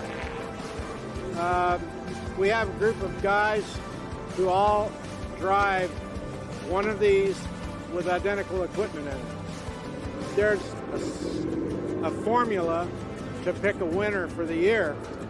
The interesting thing about it is the winner from that year has to display it at every race for the next year. And we also encourage them to make modifications to it. So if you look at the trophy, it started out just as a shifter off of a Sprite, and then things have been added to it, like there's an airplane, new sparkly paint, a turntable. This year's winner will get the trophy and will feel obligated to modify it in some portion. The plan for my race car is not to break and not to crash and not to go off the track into the mud. No, not really. I'd like to keep doing it as long as I physically can. I wouldn't be here if it wasn't good. I started racing at SVRA events maybe 5 or 6 years ago, and I like the organization. I like how I'm treated, and I like the opportunity to race at different tracks where I haven't raced before, and not to spread hate and discontent in the pits.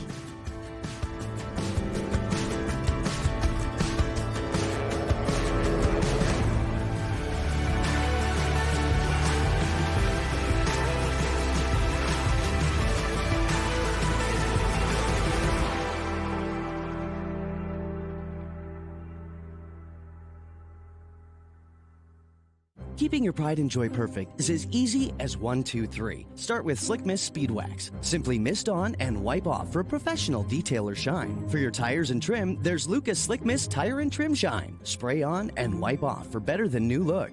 Then finish her with Lucas Slick Mist Interior Detailer. Just spray and wipe. Easy. Use Lucas Slick Mist Car Care products and she'll never look better. Fast, easy, and professional. Really, it's sort of like having an extra set of hands. Or 3.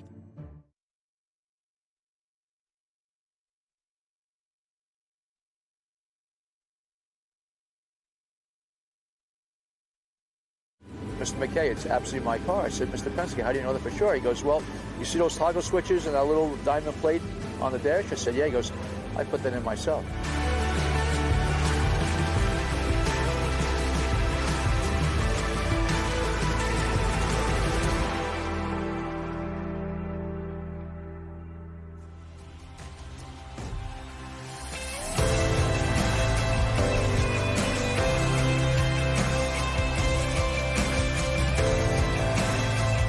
I have a Corvette restoration facility called Corvette Repair Incorporated in Valley Stream, Long Island, New York.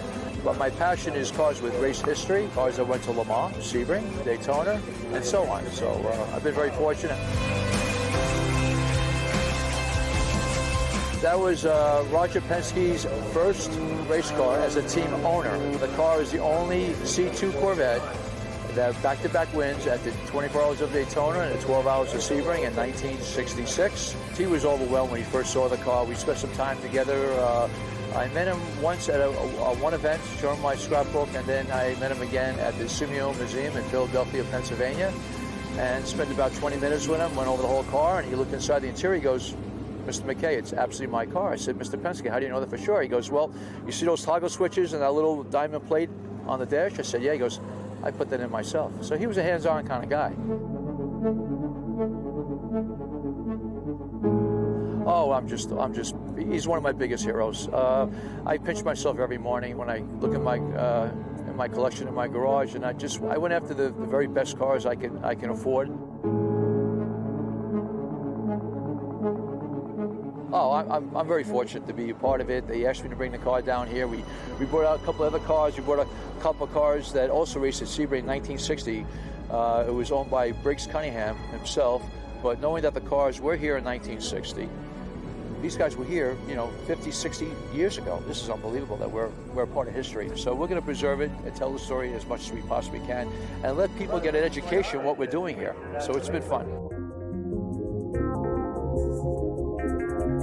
His goal was to win Le Mans. He went back there in 1960 with a guy named Azura Duntov, who was the father of Corvette. He special ordered 3 Corvettes out of a place called Harryman Chevrolet in New York City.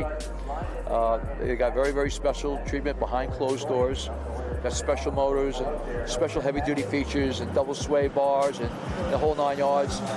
And he went over there, and actually, the record held for over 40-plus years. The number 3 car actually was 8th overall and first in class. And the car's here today. All 3 Cunningham cars have survived.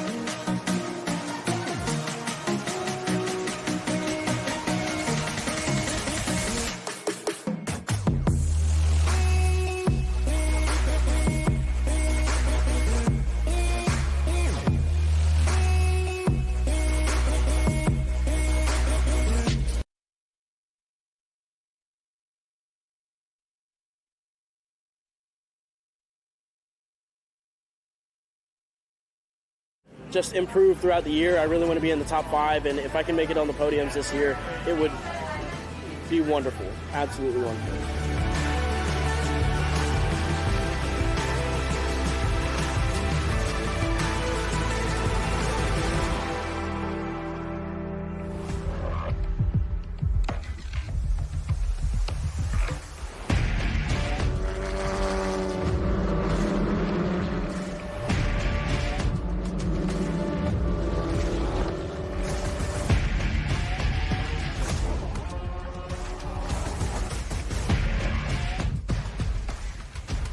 My name is Landon Martriana Lim, and I'm car 73.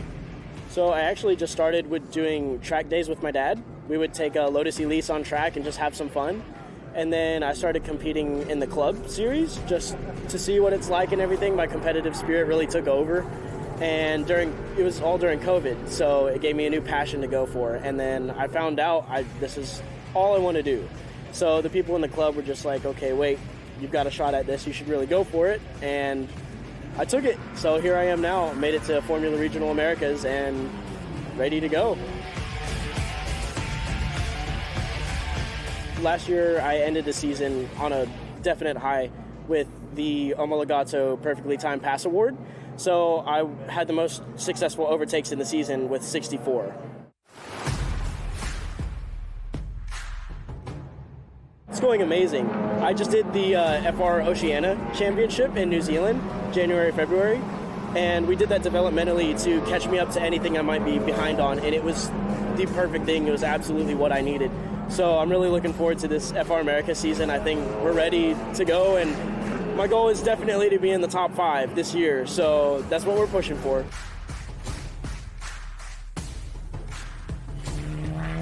So the turbo is definitely a big difference. I mean, you just have so much more speed overall, and then the aero as well. This F4 car actually has working aero compared to the F4 car last year, so getting used to that's a lot of fun, no doubt about that. It's going great so far. We finished P6 in the last practice yesterday, so I'm really comfortable, and this is a home track for me. So super stoked. It's a little extra pressure, but I'm ready for it. I love everybody here. These are the people that got me into motorsport. So I couldn't be more thankful for them, and I want to give it back to them and give them a good show this weekend. Secret's not losing your focus for 1 second. You have to be on point, pinpoint, just ready for every next move, thinking 2 steps ahead, that way you're ready.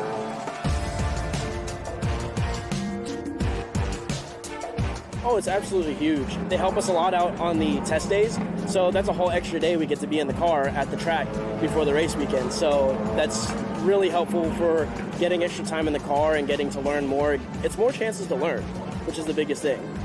So with the mostly Filipino background for my family, it's really big for us, and I love our culture and everything we're about. So it feels good to be able to represent those as well here in America. So my great-grandfather was Chinese, and to get out of the war in China, he had a best friend who was Filipino. So he used his last name to get out of China, and shortly after, his best friend passed away. So he combined the 2 names, and that's how we got Martriana Lim. Doing everything I can to improve and prove that I have a place here in motorsport, even starting so late. And I guess I'm technically old for the crowd, being 22, but that's just even more reason to push hard right out the gate. So just improve throughout the year. I really want to be in the top 5, and if I can make it on the podiums this year, it would be wonderful, absolutely wonderful.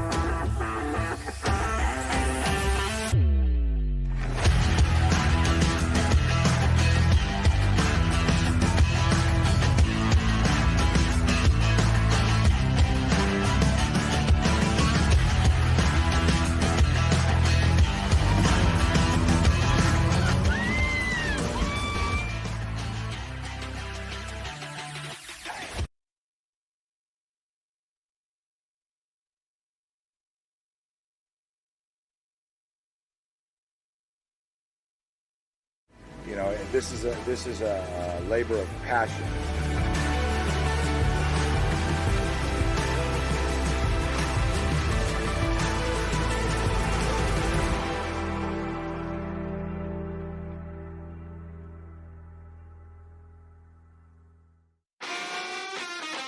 Away they go then!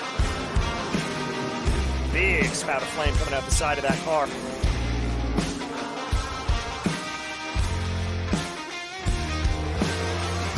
The win for Adam Andretti.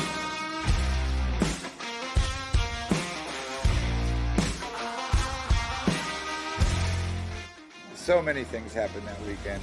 Adam Andretti's birthday, it was Palm Sunday.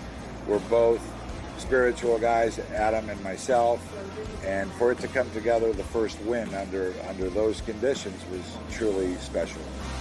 Long time in the making. I've been racing Trans Am for over 25 years, and I wanted to do something a little different and build a car of our own. It all has to work together. It all has to work. The coach work, the aerodynamics of the car, the chassis, how it puts power down, I would say, is one of the most important things.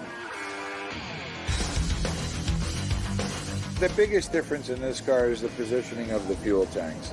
You know, other people have tried multiple tanks and things, but this is the first car that has the whole fuel capacity in front of the rear axle.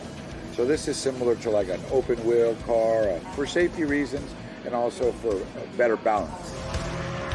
Because we're trying to basically consume the whole tire in 100 miles. So that's what we try to do is there's no rubber left after the 100-mile race. And that has to do with spring rates and downforce and a variety of things that consume the tire and the track surface. The unfair advantage, a superior chassis, a superior car, something that every manufacturer strives for is to make a better car. We would like to extend sales of the chassis to other competitors, but at this point, we're the ones pioneering it, and you have to prove it out, and that's how you win. You have to win races. So this is chassis 1. Chassis 2 is on the surface plate, and it will already incorporate a lot of changes that we have found over the last 6-7 months of running this car. It's not only in the shower, it's everywhere. I love the mechanical aspect of motorsport.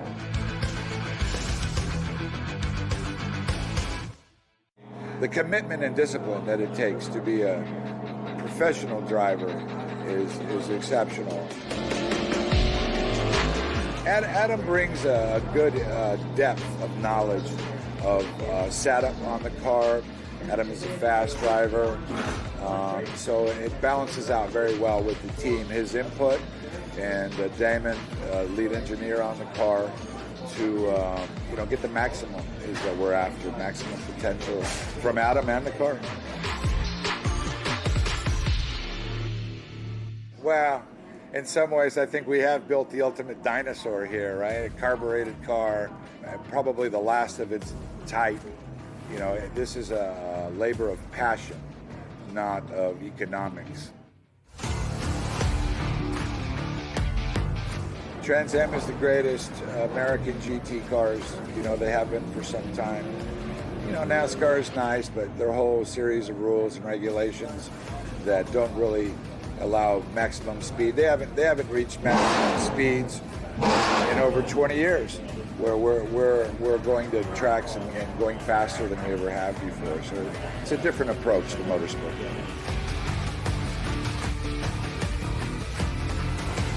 Well, without question, winning the championship. So that's what we're here for. We've proved that we can win a race now, and now it's time to go after a championship.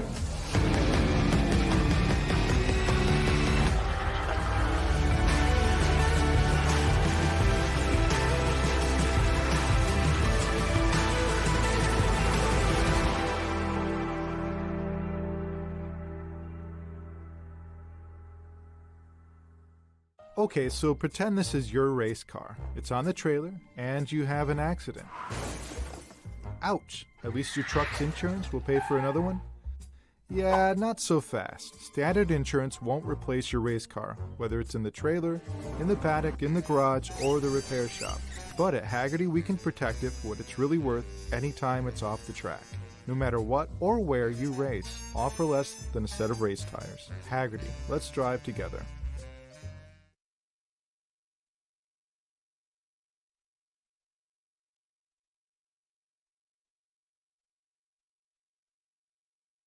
All of these races I get to do with my father, so it ends up being a family event. It's tremendous.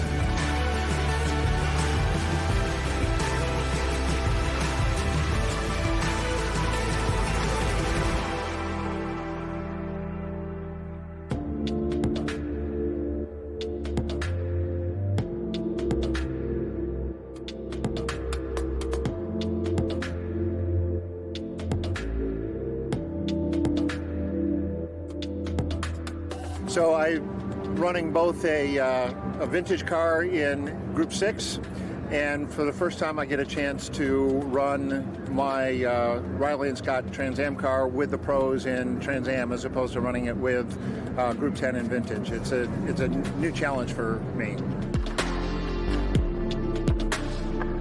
Bill Devon built both turnkey cars called the Devon SS, and then he built a series of bodies that ended up in specials either with small four-cylinder engines, so Devon Triumphs. You saw there was a Devon Volkswagen here, a Devon Porsche here, and then a whole series of cars that end up with Devon V8s. So this is an original Devon body on an MGA chassis with obviously some reinforcements, and then with a small block Chevy. So that's a car that's been in our family since actually before I was born. It's on iteration number 7, but it's a car that my father bought. We raced in SCCA solo events back when I was a kid. When I turned 16, I was able to race with him in the same car because it's one car on the track at a time. And the car sat for 25 years.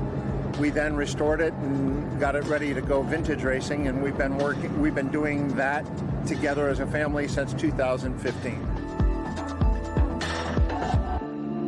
Oh, you know, it was fantastic, and we actually had the opportunity on the vintage side. I have another Devon, and we ran both of the Devons in Group 4 for a couple of years, so racing with each other it's tremendous, and it's all of these races I get to do with my father, so it ends up being a family event. It's tremendous. Yeah, so this is a 1992 Riley & Scott Mustang body Trans Am car. It's Riley & Scott number 11, so it's their Gen 1 car, and it's serial number 11. It was run by Ron Fellows for a couple of years between 92 and 94 successfully. And so I'm now the caretaker of it, if you will, for the last 5 years, and trying to run both of the cars. It just got to a point where, hey, maybe if you're gonna measure yourself against the best, and that's running with the pros on the TA side.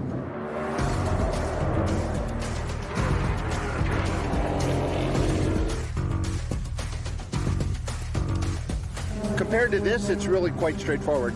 It's it does all things well. It doesn't have any of the what they refer to as the nanny stuff. So there's no traction control, there's no anti-lock brakes, but it's got power steering. The brakes really work well. It turns, it stops. This one is a little more raw. This one, on a scale, is less raw, but it's very challenging. It makes you a much better driver, and the more time I spend in either car makes me better at both. I really enjoy running two different cars. It stretches your brain. It forces you to think through. Brake points are different, turn-in points are different, all of the other things, and things happen at different speeds between the cars. So it makes it. I'm an engineer. It forces you to think through each of these. It's really a lot of fun. I enjoy it very much. We refer to him as the team owner, the team principal, or the boss. He's here at every one, and it'll take him a little while to give me all of the feedback, but this is one of these things that we get to talk about just about every day. was able to podium in the Devon, and in the Mustang, I know I'm not going to be competitive with a Gen 3 Riley and Scott car. So to drive to the limit of the car, to learn from the pros, make sure that I'm worthy to be with them in the series, that's a good result. So I finished 6th in class, I finished 8th overall. The car came off the track in exactly the same shape as it went on the track. I think for the first time I've run that's the first time I've ever driven this car for 75 minutes. To do that and do it well, it says something about the preparation and the team behind us from the preparation standpoint, and it's really a successful weekend.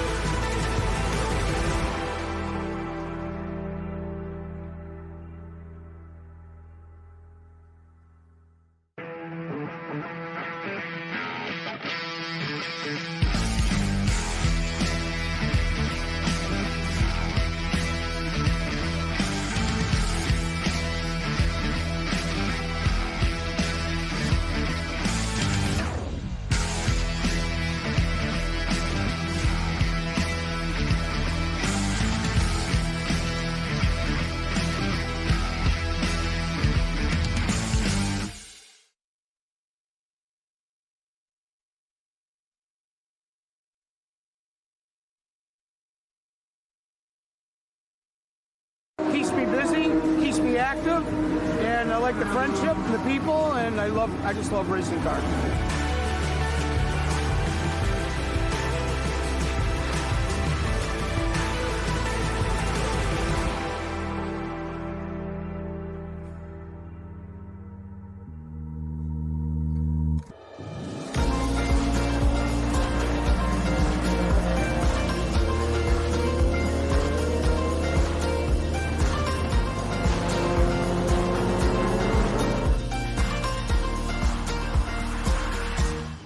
I started racing, vintage racing, about 2010. That was the first race car I ever bought. Bought it from a gentleman from the Chicago area. I love that it's nimble. It's a very nimble car. It was a good car to learn how to drive. Not much horsepower, so you learn how to keep the momentum going, and they're just a lot of fun. Well, we got one more run with the Datsun. Tom Benjamin's my competition, seems like, this weekend. I got him yesterday. He may get me today. We'll see what happens. But I'd like to get another podium today. It'd be a nice way to finish the weekend in the B sedan. Back in 2016, when SVRA combined the Trans Am, and we're like, well, wait a minute, we're at those races anyway. Let's build a TA2 car and see what we can do. A lot of the vintage guys were doing that. We built the car. Year before last, this race was my first race with the car, our second race, and out of 42 cars, we finished 12th. I was very pleased with that. We were hoping for mid-pack, but it worked out very well. Last year, was our last racing with TA2. Now we've decided that it's gotten a little professional for me, so it's just a little too hectic. So now we're going to race the car Group 10, Group 9. A lot less hectic, it's more laid back. Very fun.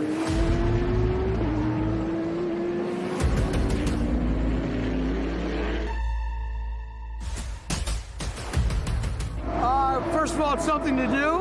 I'm retired, so keeps me busy, keeps me active, and I like the friendship and the people, and I just love racing cars. Do it. Don't hesitate. Life's too short.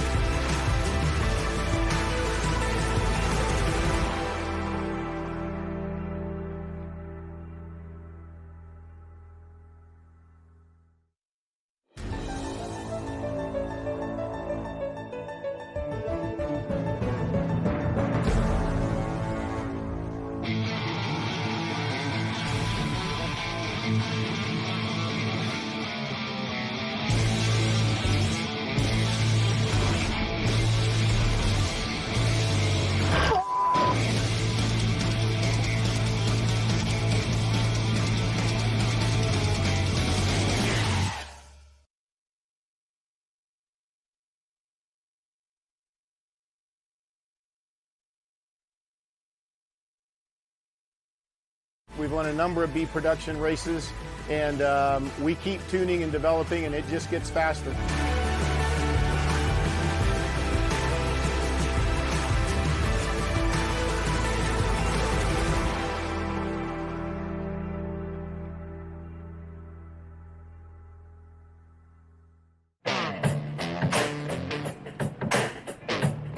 The 1963 Jaguar E-Type. This car actually, I found about 4 years ago, has been raced really since it was built. When I started collecting muscle cars. And my wife hated muscle cars. And what really got me into E-Types was she said, if you'll buy me an E-Type Jaguar, you can have any kind of car you want. So I bought her a 69 one-owner E-Type Jaguar, and I fell in love with the engineering of the E-Type. Shortly thereafter, bought another one, then another one. Have a couple of Jaguar saloon cars as well, 1956 XK140. This car came along, and then, you know, there are others as well, but I really kind of fell in love with the English engineering and even the Lucas Electronics, if you can believe it. I think it was Enzo Ferrari said that it's the most beautiful car that was ever made. And when I started learning a bit about them when I started collecting, it was amazing to me how advanced they were really for their time. I didn't realize what Group 6 was about until I purchased this car, and I had a quick learning curve. Here we're running a little 6-cylinder, and you know, there are 3 classes, A production, B production, and an early Trans Am. The lowest horsepower the V8s are making are probably 500, 550. So the challenge is, this car's real advantage is it gets to weigh less, but you have to handle better. So there's a lot of work, creative work that I've done to get the suspension sorted out so that it handles better. You got to brake better, handle better, you got to drive better, because you certainly get outpowered on the straightaways. And so I would say that at first it wasn't fun, but as we've developed it, we're in the hunt, usually running up front. We've won a number of B production races, and we keep tuning and developing, and it just gets faster.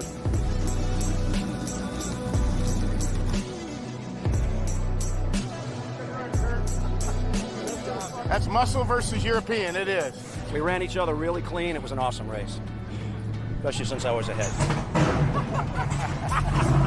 This car, believe it or not, 2 weeks ago didn't have an engine in it because we had a minor engine problem, and due to Kyle and another good friend of mine, we hustled over a few days to actually make it here, and fortunately everything turned out, but we really were surprised by the outcome yesterday, given what we've had to deal with in the past couple weeks. Sure.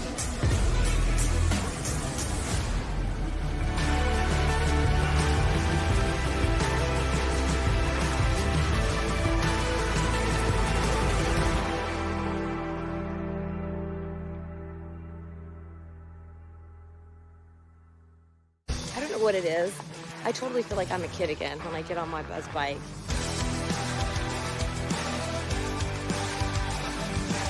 Horsepower, baby. You know me, I like horsepower.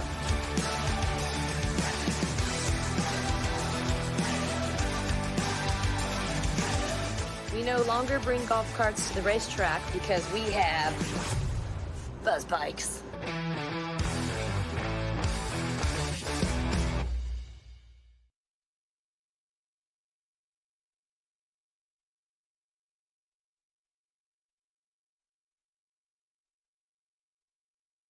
I said, I want to find my dad's old car.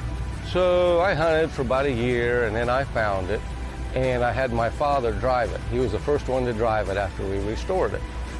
So his name's back on the logbook again. I just thought that was kind of neat.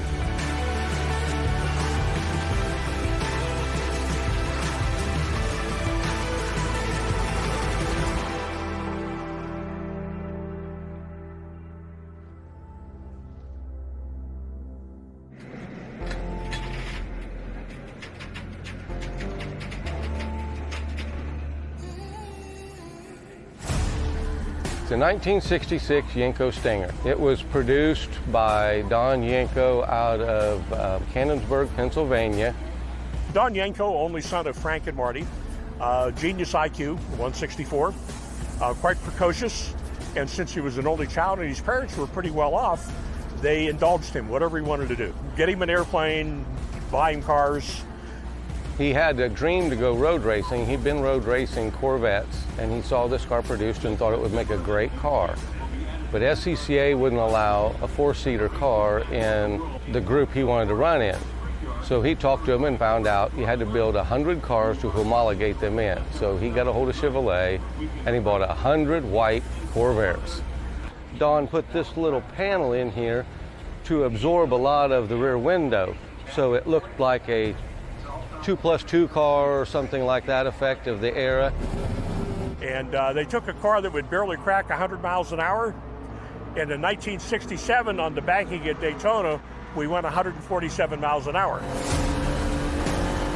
Well, they originally had 140 horsepower, and the race cars supposedly had 240. So it was a big change. And it really worked because in 1967, it won the championship. Since the engine is in the back, we have to have an oil cooler up in the front. So if you look here, we were allowed to take where the license plate goes and cut a hole in it and use that to duct air into an oil cooler. So instead of the 4.5 standard, we have almost 10 quarts of oil, and it stays a lot cooler that way. That allows this engine to survive, making an extra 100 horsepower. My father, he was running a sports racer, and he said, I want a Stinger. So we started on a hunt for a Stinger. So we drove down to Tennessee and we picked up this car, and I was 4 years old. He raced it for about 10 years, and at that point he said, I've done all I can do with it. So he sold it, and then my wife and I, about 2009, decided we wanted to go vintage racing. And I said, I want to find my dad's old car. So I hunted for about a year, and then I found it. And I had my father drive it. He was the first one to drive it after we restored it. So his name's back on the logbook again. I just thought that was kind of neat. This was the air intake from the stock Corvair. These flaps that Don put on here allowed a lot more horsepower or air to get into the engine to create more horsepower. And if you look at the dash on my car, there's a tag on there that says flaps up, balls out. And the flaps up obviously means these flaps, but Don also had velocity stacks on top of the carburetors, and to keep stuff from falling in, Dad always had 4 little balls in there. Every once in a while, he'd try to start the car and it'd suck them in, so he had to have that tag up there to say, flaps up, balls out.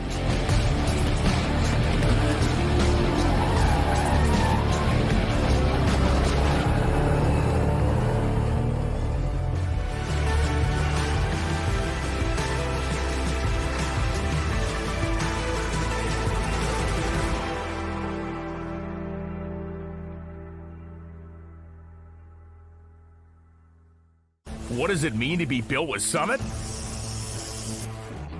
It means turning some rust into rolling artwork. Built with Summit means you're making something that was already fast, even faster. It means that your project will be on the road or track long after you've bolted it together. And Built with Summit means you're doing it with in-stock parts, fast shipping, expert advice, and the best prices. Summit Racing Equipment. Let's build it together. SummitRacing.com.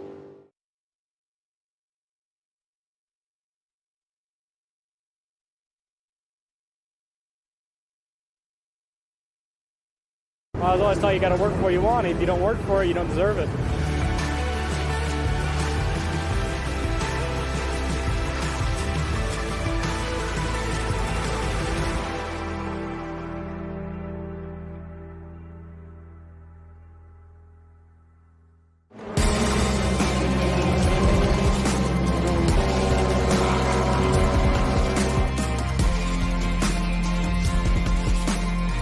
When I started racing, it was probably about 12 or 13, but it had taken me 2.5-ish years to get the money to do it.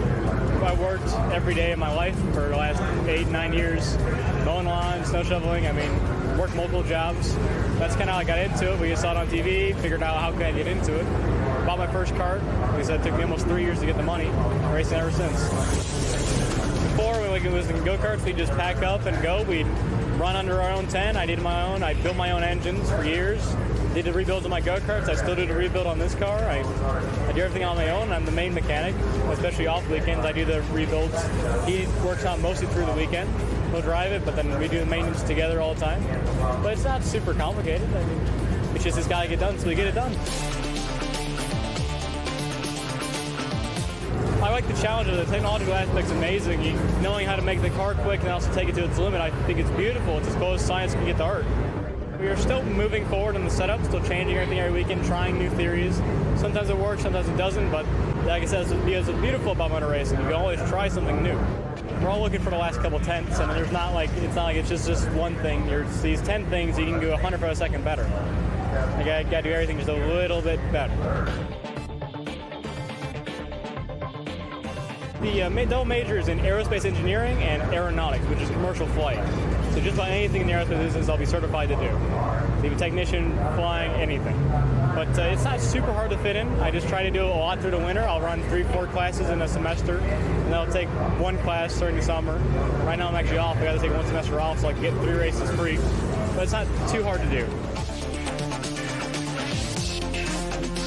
That's my goal as far as I can go. I mean, if that's sports car racing or IndyCar Formula 1, I'd love to be there. But if not, I could be flying planes. It's just I want to go as far as I can go and learn as much as I can.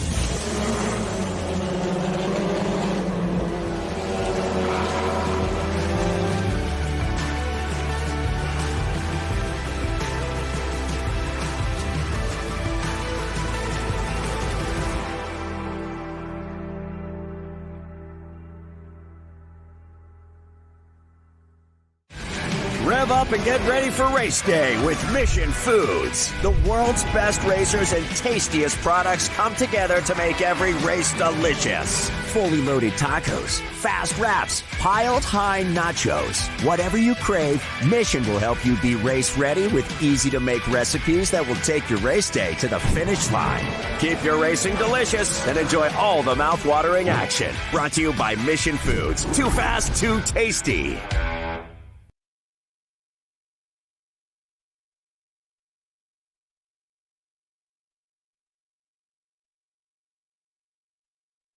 It's got better tires, better brakes, bigger engine, more downforce, so overall I just feel like I'm in an F1 car.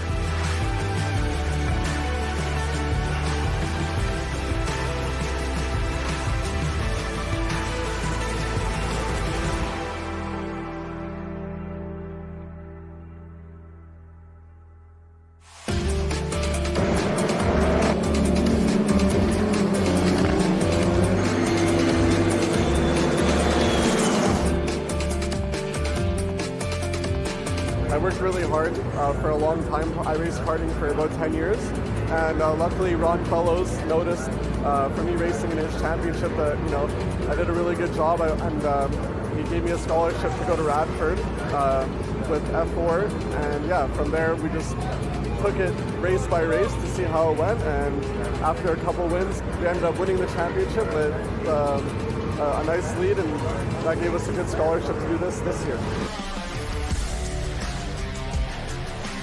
I mean, the F4 car is like way faster in every aspect. I mean, it's got better tires, better brakes, bigger engine, more downforce. So overall, I just feel like I'm in an F1 car.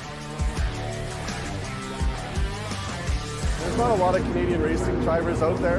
I mean, we've had some in F1 in recent years as well as IndyCar, but it's not like the Americans or other countries where we have a great system to get drivers into the higher ranks. So luckily Scott and Ron are trying to bring more Canadians into motorsport, and I just happen to be in the right place at the right time as well as doing a good job. So thanks to them I have this opportunity for sure. Yeah, we've had a little bit of unlucky races. I mean, at the end of the day, you kind of make your own luck, so I think we just need to do a better job. But speed-wise, we've been right there all year, so it's just important to keep at it, and we'll see how it goes. It's tough. I mean, honestly, any racing, any race cars I'd be happy to do. I mean, it's tough. We don't have a huge budget, and it's a huge jump after this, either to Europe or to the road to Indy side. So we're just going to have to see how this year goes, and then we'll try and do our best to get into anything next year, to be honest.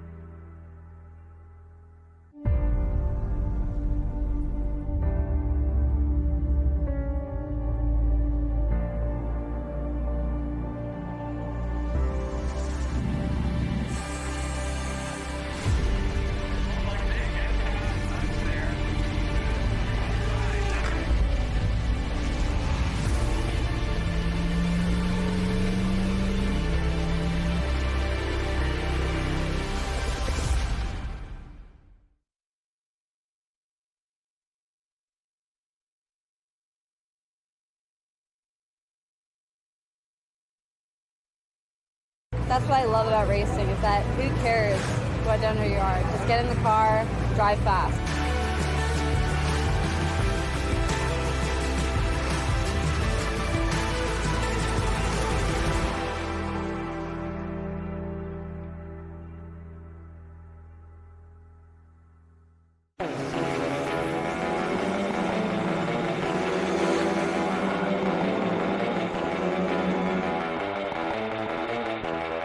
Yeah, I'd say basically just seat time, like a lot of seat time has helped a lot, as well as just continuing working on the things, and having these drivers around me that are better than me is helping a lot as well, just seeing like how their brake spikes are and all this kind of stuff. So yeah, I've definitely improved a lot from NOLA, so I'm super happy about that. With podiums at Indy and Road America, super cool. So just trying to move from there. Well, it's kind of hard because like I come here with podiums under my belt and I'm expecting a lot from myself. Yeah. And then right now, like currently in practice, I'm not doing too great. I'm kind of missing something. Yeah, just trying to, refresh, like kind of like reset my mind at every track because, every track's so different.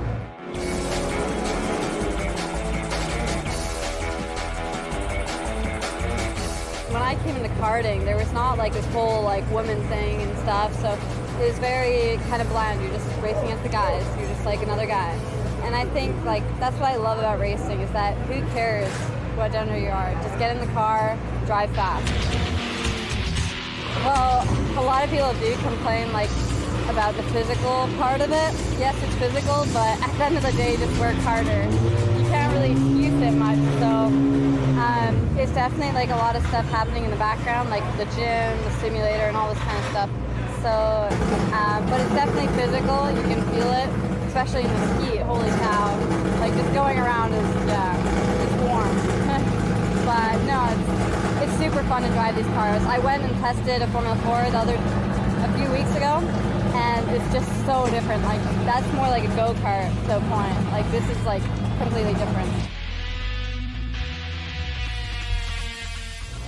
The ambition, well, first I want to win a race, but in the future, of course, like, F1 Academy is on my mind, of course, because marketing is huge. But getting to Europe is the next one. Of course, I'd look towards like Indy, like Road to Indy, looks really good. But yeah, just anything.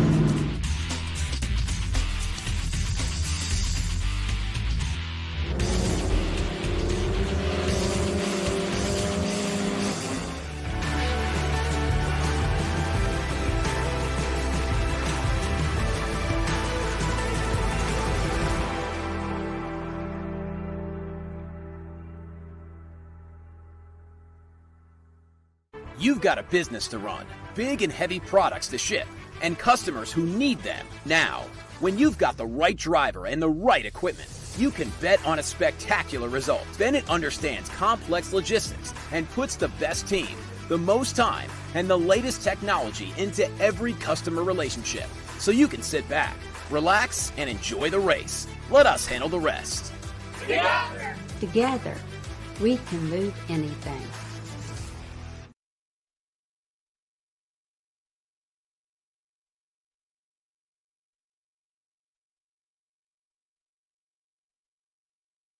the plan for this year is take the top 3 in the championship.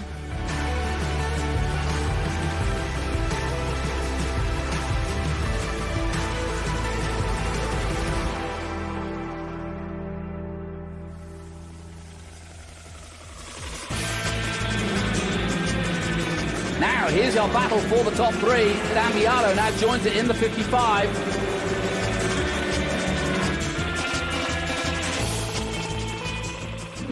My father raced in Chile, just a hobby, you know, but I'm a star for racing go-karts. I searched for me and my father, I'm very good for go-karts and take the way for performance.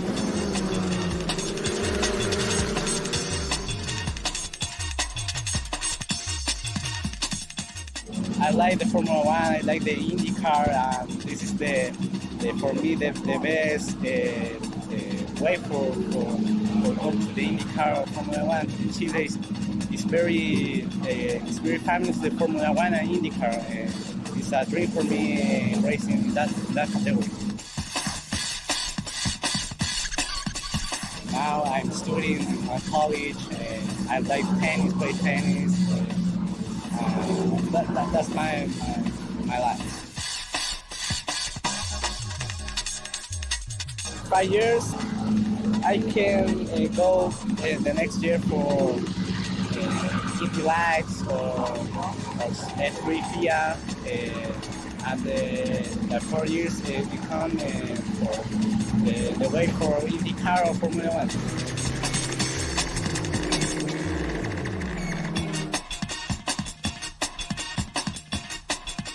I think yes, I'm very fast in the practice. I take the 4th position, and I think I take one podium. Yeah, I had good results. I'm 6th in the championship. The plan for this year is take the top 3 in the championship. Dambiato takes the lead in the whole shot. So we're in for a cracking battle.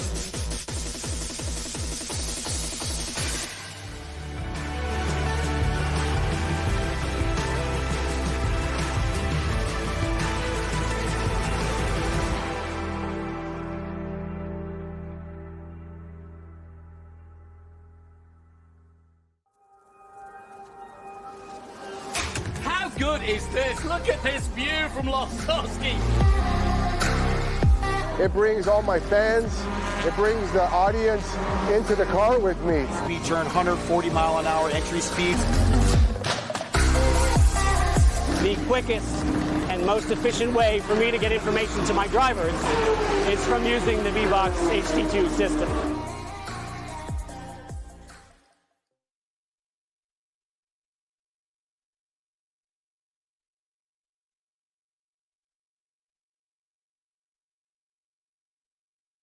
Nick is all about winning, so you have to win.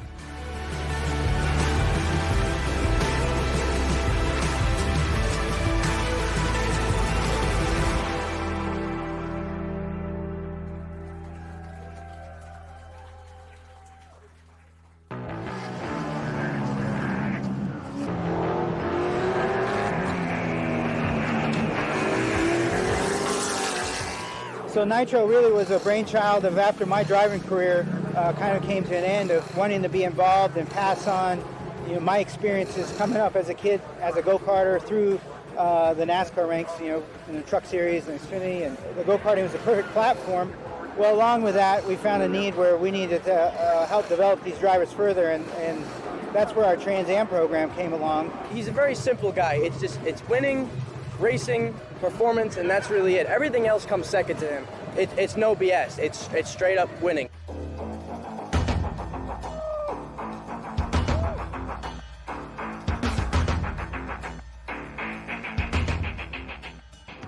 We brought in Connor Zillich, who was driving our go-karts at the time, and Brent Cruz, and Ben Mayer, and Thomas Annunziata. All those guys came through our go-karting program, and it was just a natural progression to help take them to the next level. My relationship with Nick started at a young age. We started in go-karting together, and I ended up winning with him when I was 8 years old. Push out, here he goes. Here's the run to the line. Who's going to win here today? Indeed, Brent Cruz. now nearly 8 years later, I'm winning with him again. My background in racing puts me in a unique spot where, I'm able to guide and show these kids, what's right, but also I've been there and done what's wrong, and I think that's almost as important, right, as you're developing these kids to kind of shortcut their learning experiences. Anything he has to do to win, he'll do. And that, again, it helps us with our aggression. We're young teenagers, the testosterone's running, so all we want to do is win as well. So it really helps him and the younger kids get along very well. We take a lot of pride in developing these talents, and I think you'll see the next decade, probably the strongest guys coming up are going to be coming out of the Nitro camp. It's cool to be able to win championships with him in a go-kart and then come to something at the highest level and win with him here as well.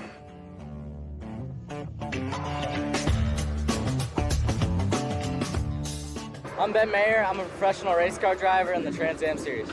Ben started karting when he was 3 years old, and he just had a real knack for it, so it escalated quickly. We quickly started traveling regionally and nationally. He was winning everything. Nick Tucker, who founded Nitro Kart and Nitro Motorsports, picked up Ben when he was 6 years old in Pittsburgh, and Ben has been with Nick ever since. Nitro is really good because I've been with them. I was Nitro Kart's first ever driver for his karting team, so I've known Nick for a very long time and one of his first ever drivers along with Brent. Nick's been instrumental. So Nick has a very no-nonsense sort of demeanor about him, and Ben is a very sort of black and white, no-nonsense driver, so they communicate pretty well in that regard. So he really responds to Nick's feedback. Nick knows everything about karting, knows everything about racing for the most part, so he's really been a huge influence in everything Ben's done. Funny story, both Ben and Brent were two of our very first drivers in Nitro and go-karting at 2016. He's just really been a pleasure to work with, along with Brent, and he's one of the next up-and-coming guys. He's winning races, running up front. So a lot of racing teams will coddle their drivers, and they'll tell them, not be as harsh as they need to be to correct problems. They'll tell them they're doing great, even though they're not doing great. Nick is all about winning, so you have to win. And he's very straightforward about that. He wants his drivers to win. He gives us all the resources and tools and coaching and equipment to win, so there's no excuses. So if you're not winning, you know that the driver has work to do. We have a really strong background with understanding how kids learn and develop from our karting.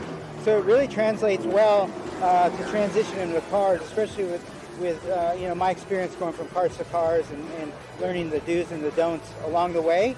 Very cool to see the development he has with young kids and even older. Right now he's got 7 Trans Am cars and a championship behind his back, and I think he's probably going to win another one this year. So pretty cool to see how far he's came and then how far he's helped me come as well. We really enjoy the Trans Am paddock, and we feel like we have a good home here.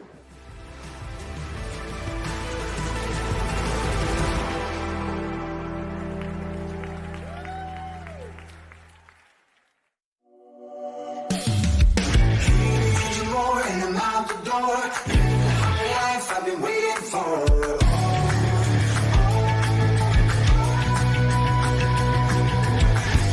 Living the moment till I die.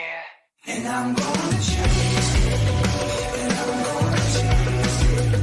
I know we can't do it. No matter how I try.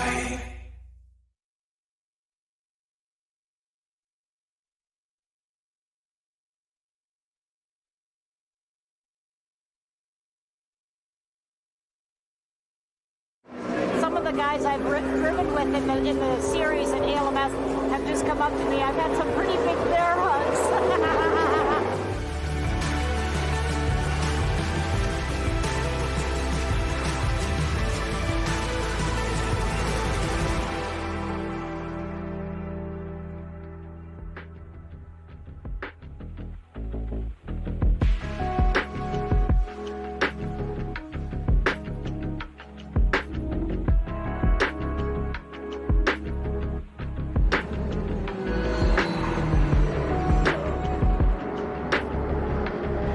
It's actually great.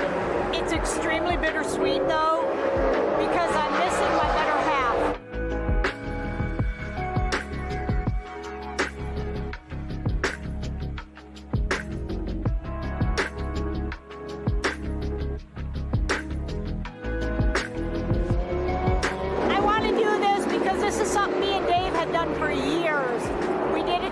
as a team. I want to honor that memory with what we built together, what we accomplished together, and I frankly like racing.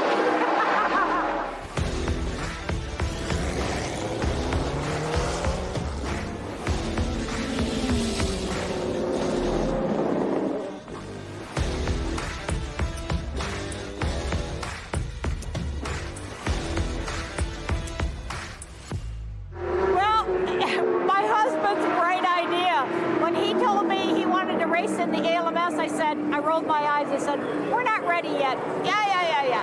So we did it.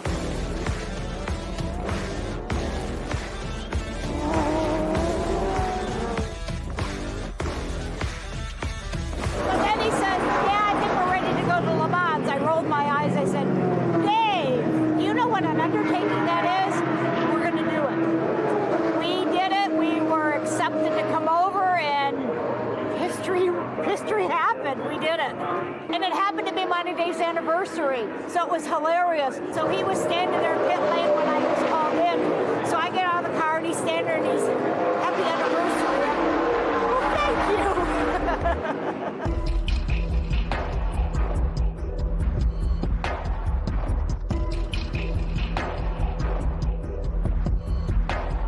When we got up to the podium and we saw how many throngs of the people, we were just shocked, and we stood up there and people were shouting our name and we're waving and we're like, oh my God, this can't be real. This just can't be real.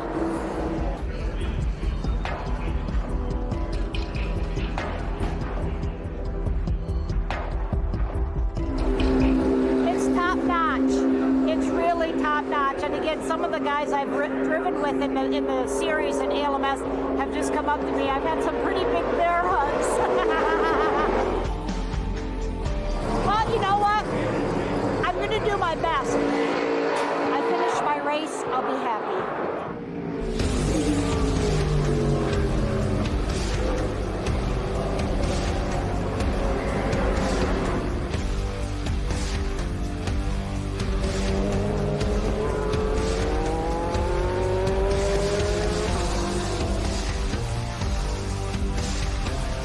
I would say you can do it. Don't be afraid. If you've got an iron soul and you've got the determination and the bravado, you too can do this.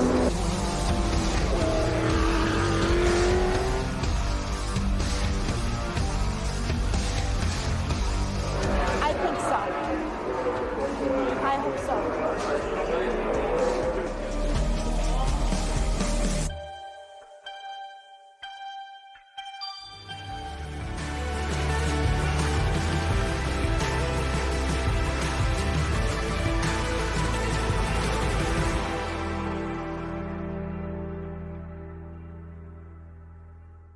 Hawk Performance packs 100 years of friction dynamics into every product. Backed by Carlisle Brake and Friction, the world's premier innovator of industrial brake and friction components, Hawk leverages R&D tools and motorsports experience to deliver uncompromising performance on the street. There's no reason to settle for less. Choose pads that are race-proven and street legal. Find the Hawk Performance brake dealer near you at hawkperformance.com.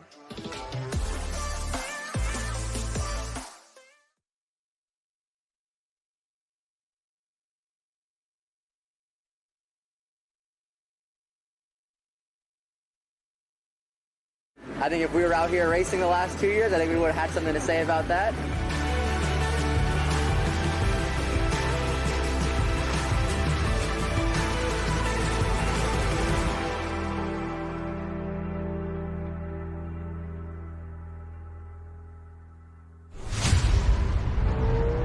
Ernie Francis Jr. of Florida wins for the Breathless Racing Team.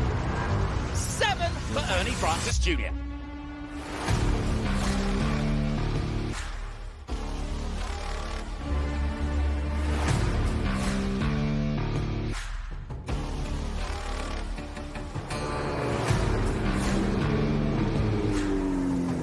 Yeah, there's a lot of fans that are happy to see me back here. Maybe not so much drivers, you know. I'm racing in TA and SVRA. I'm sure they're not happy about me being back out there. You know, they thought they got rid of me last time. But, you know, here we are again, so.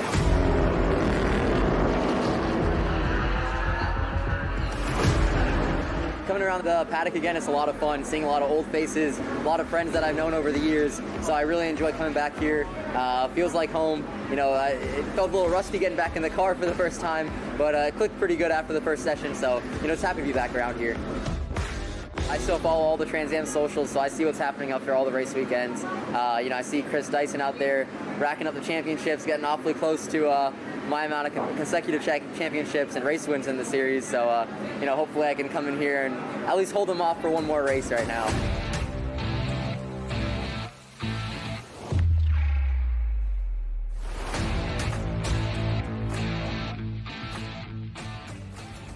Oh, fantastic stuff. As into the lead of the race goes Chris Dyson.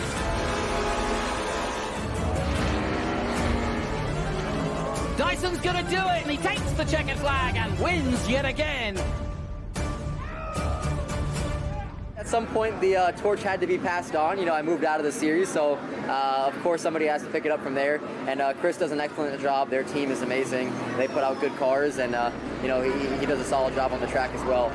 You know, I think if we were out here racing the last 2 years, I think we would have had something to say about that. But you know, he's been doing a great job, and I'm looking forward to racing with him this weekend. I think a lot of the TA2 guys are pretty quick. Connor Zillich in TA2 has definitely been impressive, watching him come up through the ranks over the past year or two. You know, just won the race today in the TA2 class, so definitely impressive watching him come up. A lot of the TA guys, it's nice seeing the field grow a little bit. I think they're up to over 10 cars this weekend in TA, so it's pretty cool to see that.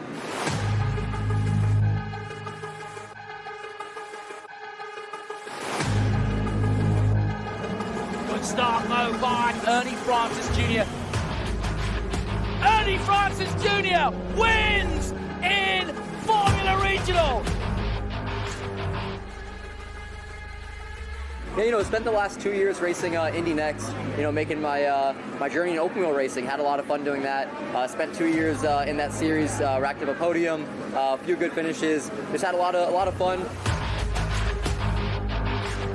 The whole program that I was in the last 2 years with Indy Next was racing for Roger Penske's Race for Equality and Change in the IndyCar series. So, you know, there was a lot of pressure on me in that program, and then still carrying over to where I am now does that as well. You know, being a younger driver coming up from a diverse background, a lot of kids look up to me and see me racing out here, and they want to follow in my footsteps. So, you know, I think it's great, and I'm happy to be, you know, leading the pack on that. Yeah, you know, right now just doing some sports car racing. Going to be doing this weekend here, and then I'm running the Lamborghini Super Trofeo series in IMSA this year. So going to be doing the full season in that in the pro class. Going to be pretty fun racing sports cars again. Try to get into the IMSA driver market and see where I can go from there.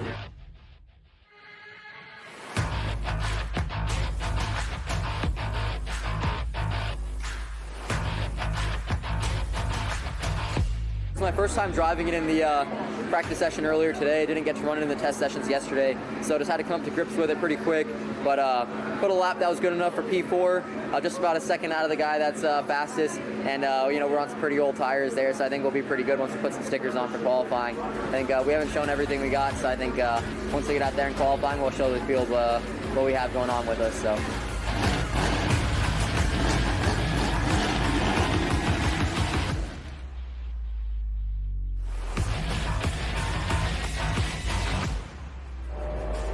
Away we go. Ernie Francis Jr. in the Challenger, his first ever chance of racing this car. We're on board with, no! Dyson was getting aggressive up the inside, but a little too aggressive, and he's taken Ernie Francis out in that beautiful Challenger.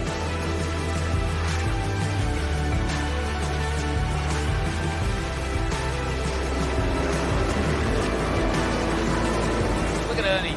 Ernie Francis Jr. has gone from the back to lead the race now.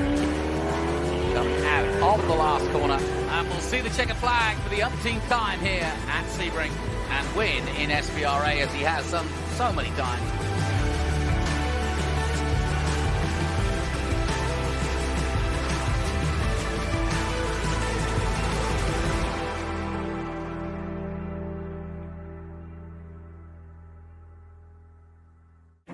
An important decision is afoot. This man is about to buy tires on TireRack.com. Tire Rack is the leading online retailer of tires in North America and a repository of advice and expert reviews. And it's done!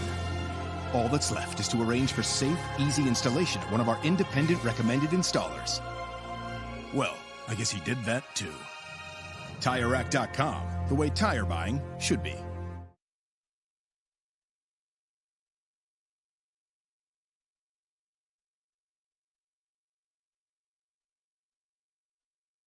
Luckily, to this day, knock on wood, we haven't had an incident together, but this year it probably will come at some point. So.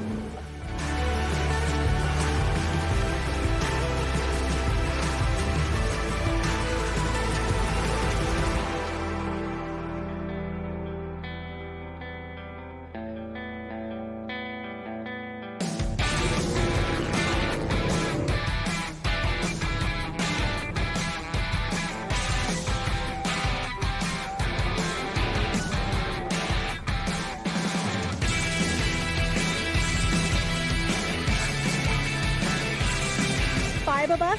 I have my dad, my brother, and my 2 boys.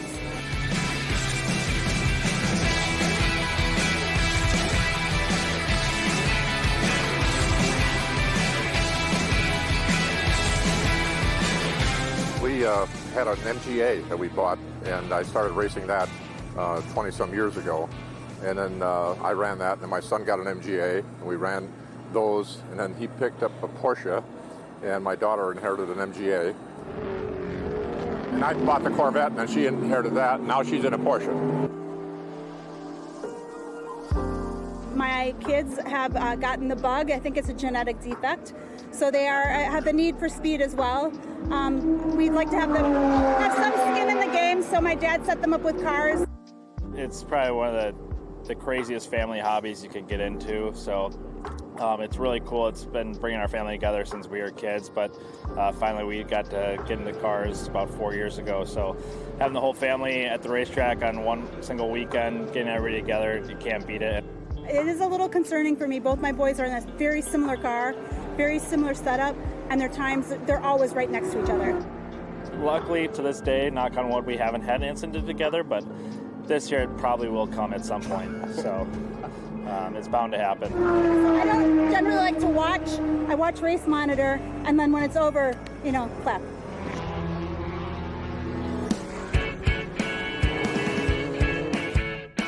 Yeah, Grandpa loves it when we're winning races. He makes it so that we can have really fast, fun cars, but he's got my mom on the podium this weekend. He's really proud.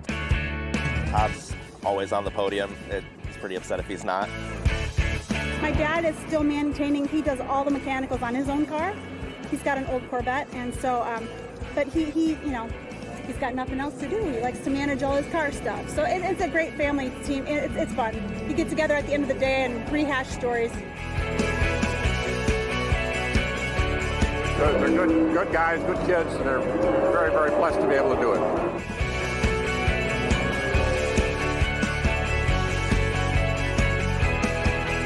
A good race weekend is rolling the cars back on the trailers and not having to do too much work for the next race.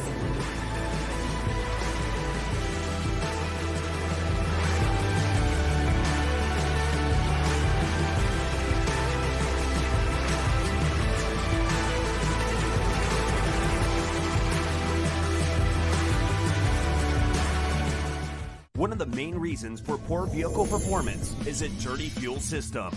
It can cause decreased fuel economy and actually do harm to your engine over time. By adding Lucas fuel treatment to your vehicle, it cleans and lubricates the entire fuel system. Pump, carburetors, fuel injectors, and valves as you drive. It also improves your vehicle's performance. It's a non-solvent product designed to protect both gasoline and diesel engines. Lucas fuel treatment. It works.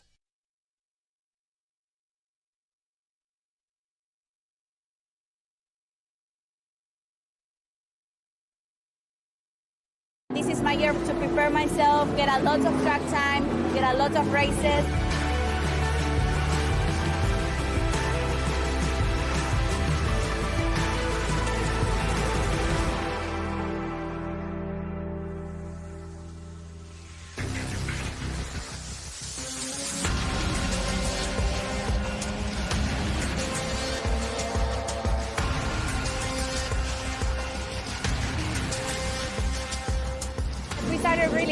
with P1 in both practices. There's always room to improve. It's a good step forward from what I have been doing. So yeah, I'm ready to keep pushing. Well, my inspiration was my brother, my father. My brother did at F1 test. He was a driver in Formula cars, and my dad is a rally driver. So I wanted to be like them. When I was 8 years old, I started to tell them, like, okay, maybe I should try racing because I love cars so much. But they didn't let me until I was 17 years old. So that was a lot of years of me fighting for what I wanted because they didn't want me to race because of the dangers of the sport. You know, they put me into tennis, piano, nothing to do with racing. When I was 17, I met Fernando Alonso, the F1 driver, and I told him, like, okay, I want to be a driver, I want to be like you. And he told me, work hard. It's just that, work hard. So that made a click on my mind to tell my parents, like, why my brother can do it and I cannot. So they give me the chance and we are here. First, I did 1.5 years of karting back in Uruguay, my hometown. I did a vice championship on my first karting championship, and then I started to step up into Formula cars, Formula 4 in Uruguay with some podiums. Then I went here for the F4 U.S. championship, this one, and then I jumped into F1 Academy, and we are here.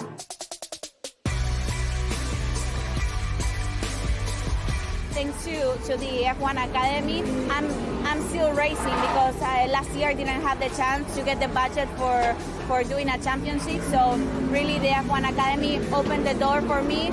It was a big jump for the little experience that I had to go to Europe with a high level that the other girls had, but it made me improve a lot.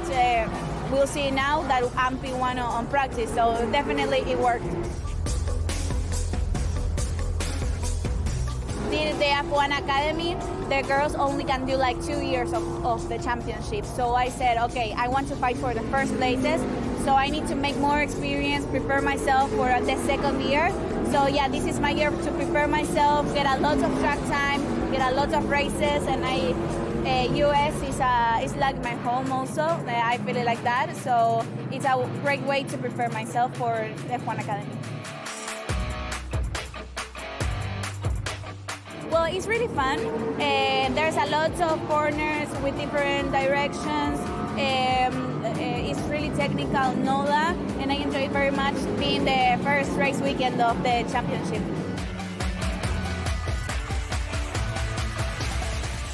Really is to carry momentum, you know. Momentum is a lot, and drive it nice. Momentum with a lot of softness and smoothness, let's say, is what you need. I'm hoping to get a podium at least. We have been working really hard with the team, and now it's the objective.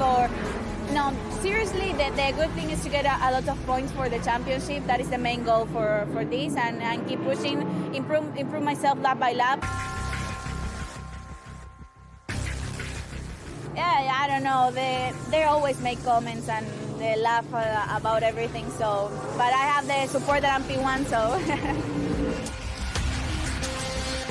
Well, hopefully racing in one of the highest categories, Formula 1, IndyCar, that's my dream, really. I want to become a professional race car driver. That is my ultimate dream. When I was 8 years old, and I'm really grateful to be doing it right now because starting at 17 years old, this is not common. Usually guys and girls start with 6, 7 years old, so starting for me so late and being here, getting the chance, it's really a dream come true. So just I appreciate to be here, but I look for more.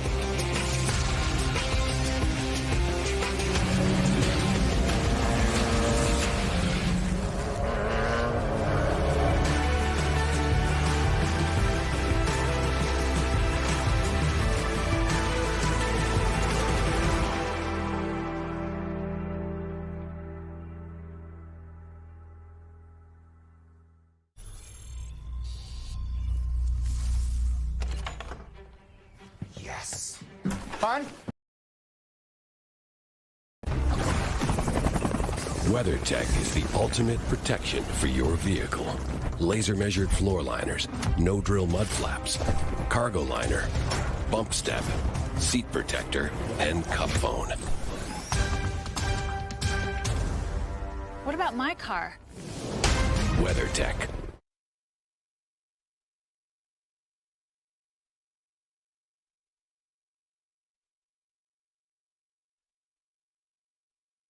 All these cars were built by teenagers somewhere in between the age of 15 and 19.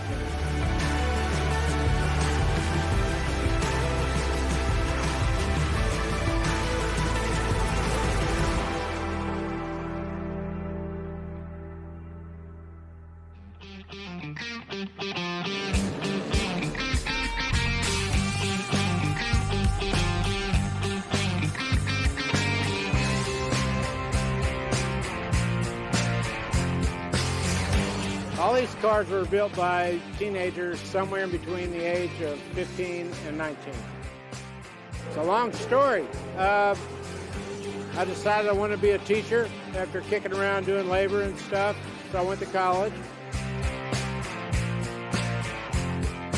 I was 28 before I started the college, and I decided I wanted to teach because I thought the students needed better teachers in certain cases.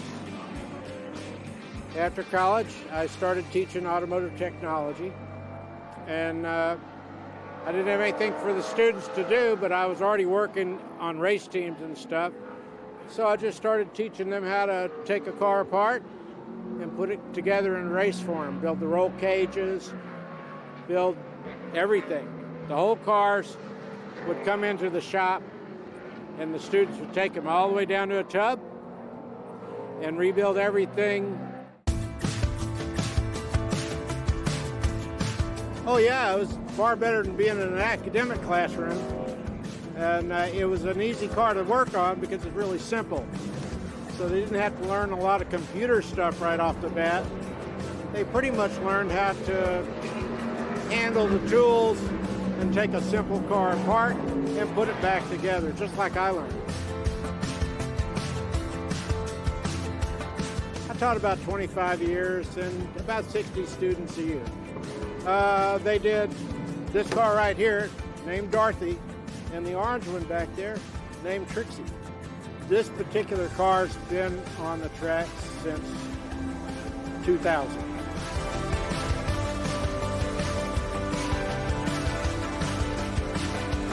That's the Golden Shifter Award.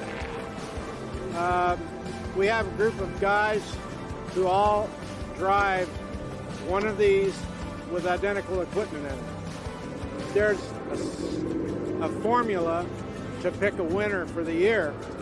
The interesting thing about it is the winner from that year has to display it at every race for the next year. And we also encourage them to make modifications to it. So if you look at the trophy, it started out just as a shifter off of a Sprite, and then things have been added to it, like there's an airplane, new sparkly paint, a turntable. This year's winner will get the trophy and will feel obligated to modify it in some portion.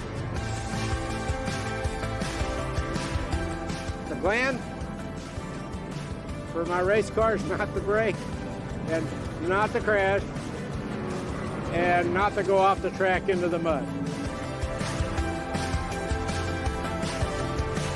No, not really. I'd like to keep doing it as long as I physically can. I wouldn't be here if it wasn't good. I started racing at SVRA events maybe 5 or 6 years ago, and I like the organization. I like how I'm treated, and I like the opportunity to race at different tracks where I haven't raced before, and not to spread hate and discontent in the pits.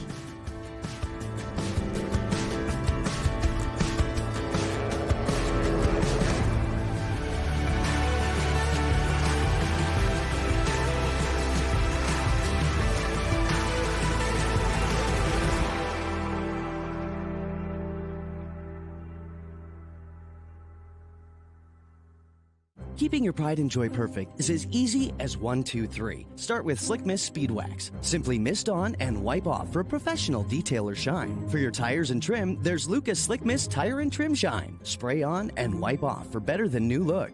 Then finish her with Lucas Slick Mist Interior Detailer. Just spray and wipe. Easy. Use Lucas Slick Mist Car Care products and she'll never look better. Fast, easy, and professional. Really, it's sort of like having an extra set of hands. Or 3.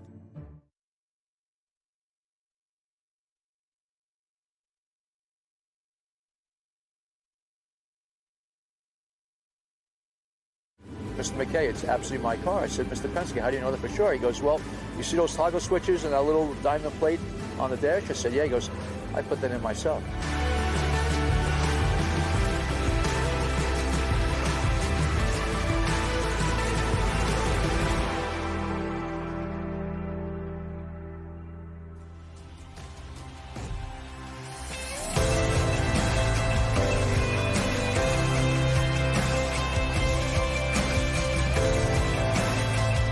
I have a Corvette restoration facility called Corvette Repair Incorporated in Valley Stream, Long Island, New York.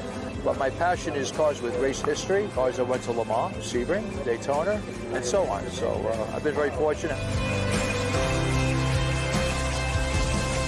That was Roger Penske's first race car as a team owner. The car is the only C2 Corvette that have back-to-back wins at the 24 Hours of Daytona and the 12 Hours of Sebring in 1966. He was overwhelmed when he first saw the car. We spent some time together.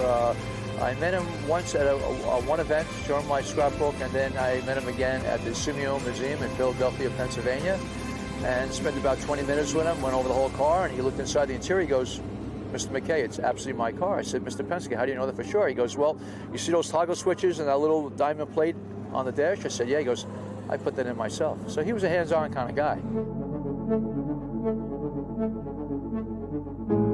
Oh, he's one of my biggest heroes. I pinch myself every morning when I look at my collection in my garage, and I went after the very best cars I can afford. Oh, I'm very fortunate to be a part of it. They asked me to bring the car down here. We brought out a couple of other cars. We brought a couple of cars that also raced at Sebring in 1960. It was owned by Briggs Cunningham himself. But knowing that the cars were here in 1960, these guys were here, 50, 60 years ago. This is unbelievable that we're a part of history. So we're going to preserve it and tell the story as much as we possibly can and let people get an education on what we're doing here. So it's been fun. His goal was to win Le Mans. He went back there in 1960 with a guy named Azura Duntov, who was the father of Corvette. He special ordered 3 Corvettes out of a place called Harryman Chevrolet in New York City. They got very, very special treatment behind closed doors. Got special motors and special heavy-duty features and double sway bars and the whole 9 yards. And he went over there, and actually, the record held for over 40-plus years. The number 3 car actually was 8th overall and first in class. And the car's here today. All 3 Cunningham cars have survived.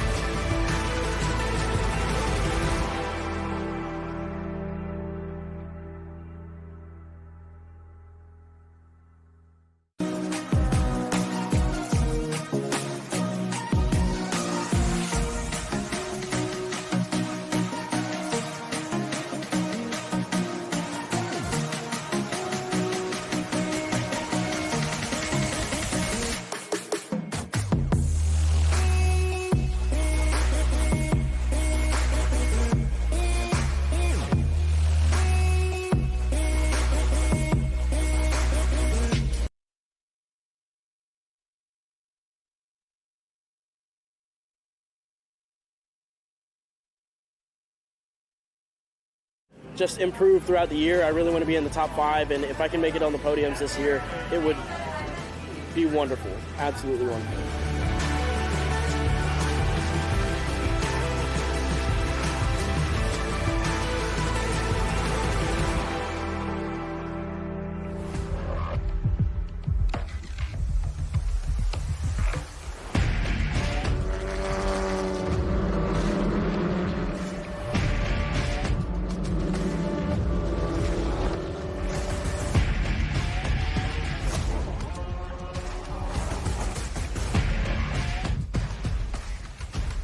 My name is Landon Martriana Lim, and I'm car 73. So I actually just started with doing track days with my dad. We would take a Lotus Elise on track and just have some fun. And then I started competing in the club series just to see what it's like and everything. My competitive spirit really took over. And it was all during COVID, so it gave me a new passion to go for. And then I found out this is all I want to do. So the people in the club were just like, okay, wait, you've got a shot at this, you should really go for it. And I took it. So here I am now, made it to Formula Regional Americas and ready to go. Last year I ended the season on a definite high with the Omologato Perfectly Timed Pass Award. So I had the most successful overtakes in the season with 64. It's going amazing. I just did the F4 Oceania Championship in New Zealand, January, February, and we did that developmentally to catch me up to anything I might be behind on, and it was the perfect thing. It was absolutely what I needed. So I'm really looking forward to this F4 America season. I think we're ready to go, and my goal is definitely to be in the top 5 this year, so that's what we're pushing for.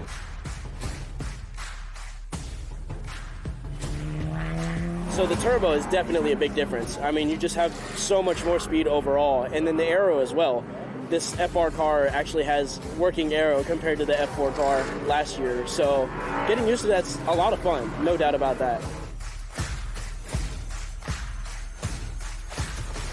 It's going great so far. We finished P6 in the last practice yesterday, so I'm really comfortable, and this is a home track for me. So super stoked. It's a little extra pressure, but I'm ready for it. I love everybody here. These are the people that got me into motorsport. So I couldn't be more thankful for them, and I want to give it back to them and give them a good show this weekend. Secret's not losing your focus for 1 second. You have to be on point, pinpoint, just ready for every next move, thinking 2 steps ahead, that way you're ready.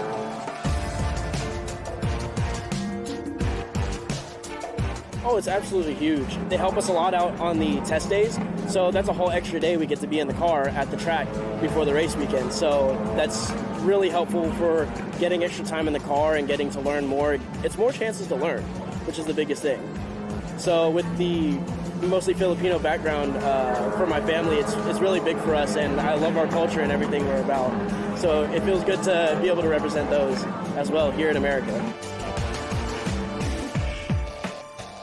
So my great-grandfather was Chinese, and to get out of the war in China, he had a best friend who was Filipino. So he used his last name to get out of China, and shortly after, his best friend passed away. So he combined the 2 names, and that's how we got Martriana Lim. Doing everything I can to improve and prove that I have a place here in motorsport, even starting so late. And I guess I'm technically old for the crowd, being 22, but that's just even more reason to push hard right out the gate. So just improve throughout the year. I really want to be in the top 5, and if I can make it on the podiums this year, it would be wonderful, absolutely wonderful.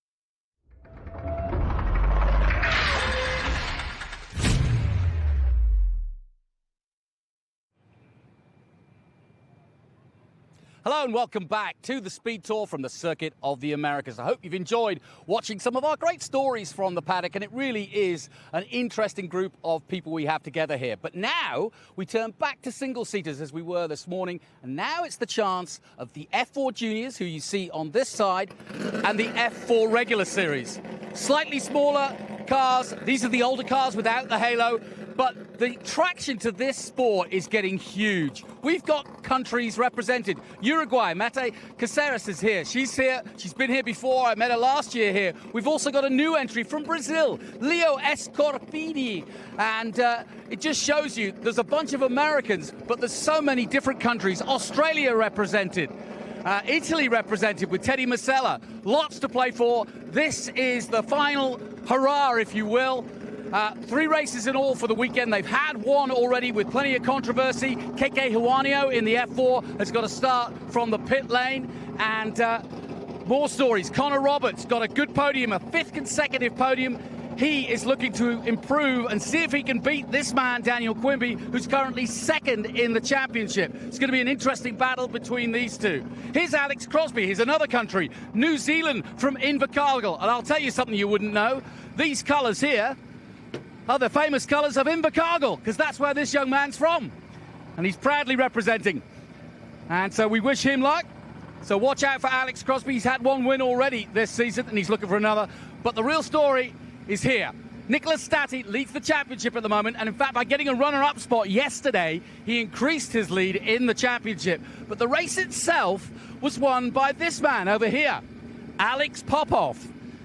Now, if you recognize that name, you might say, hang on, I know that name. It's a famous name, in fact. His father races sports cars in America and has done for many years. So, a chip off the old block, and there's Dad. Look, my hero, my dad. There he is.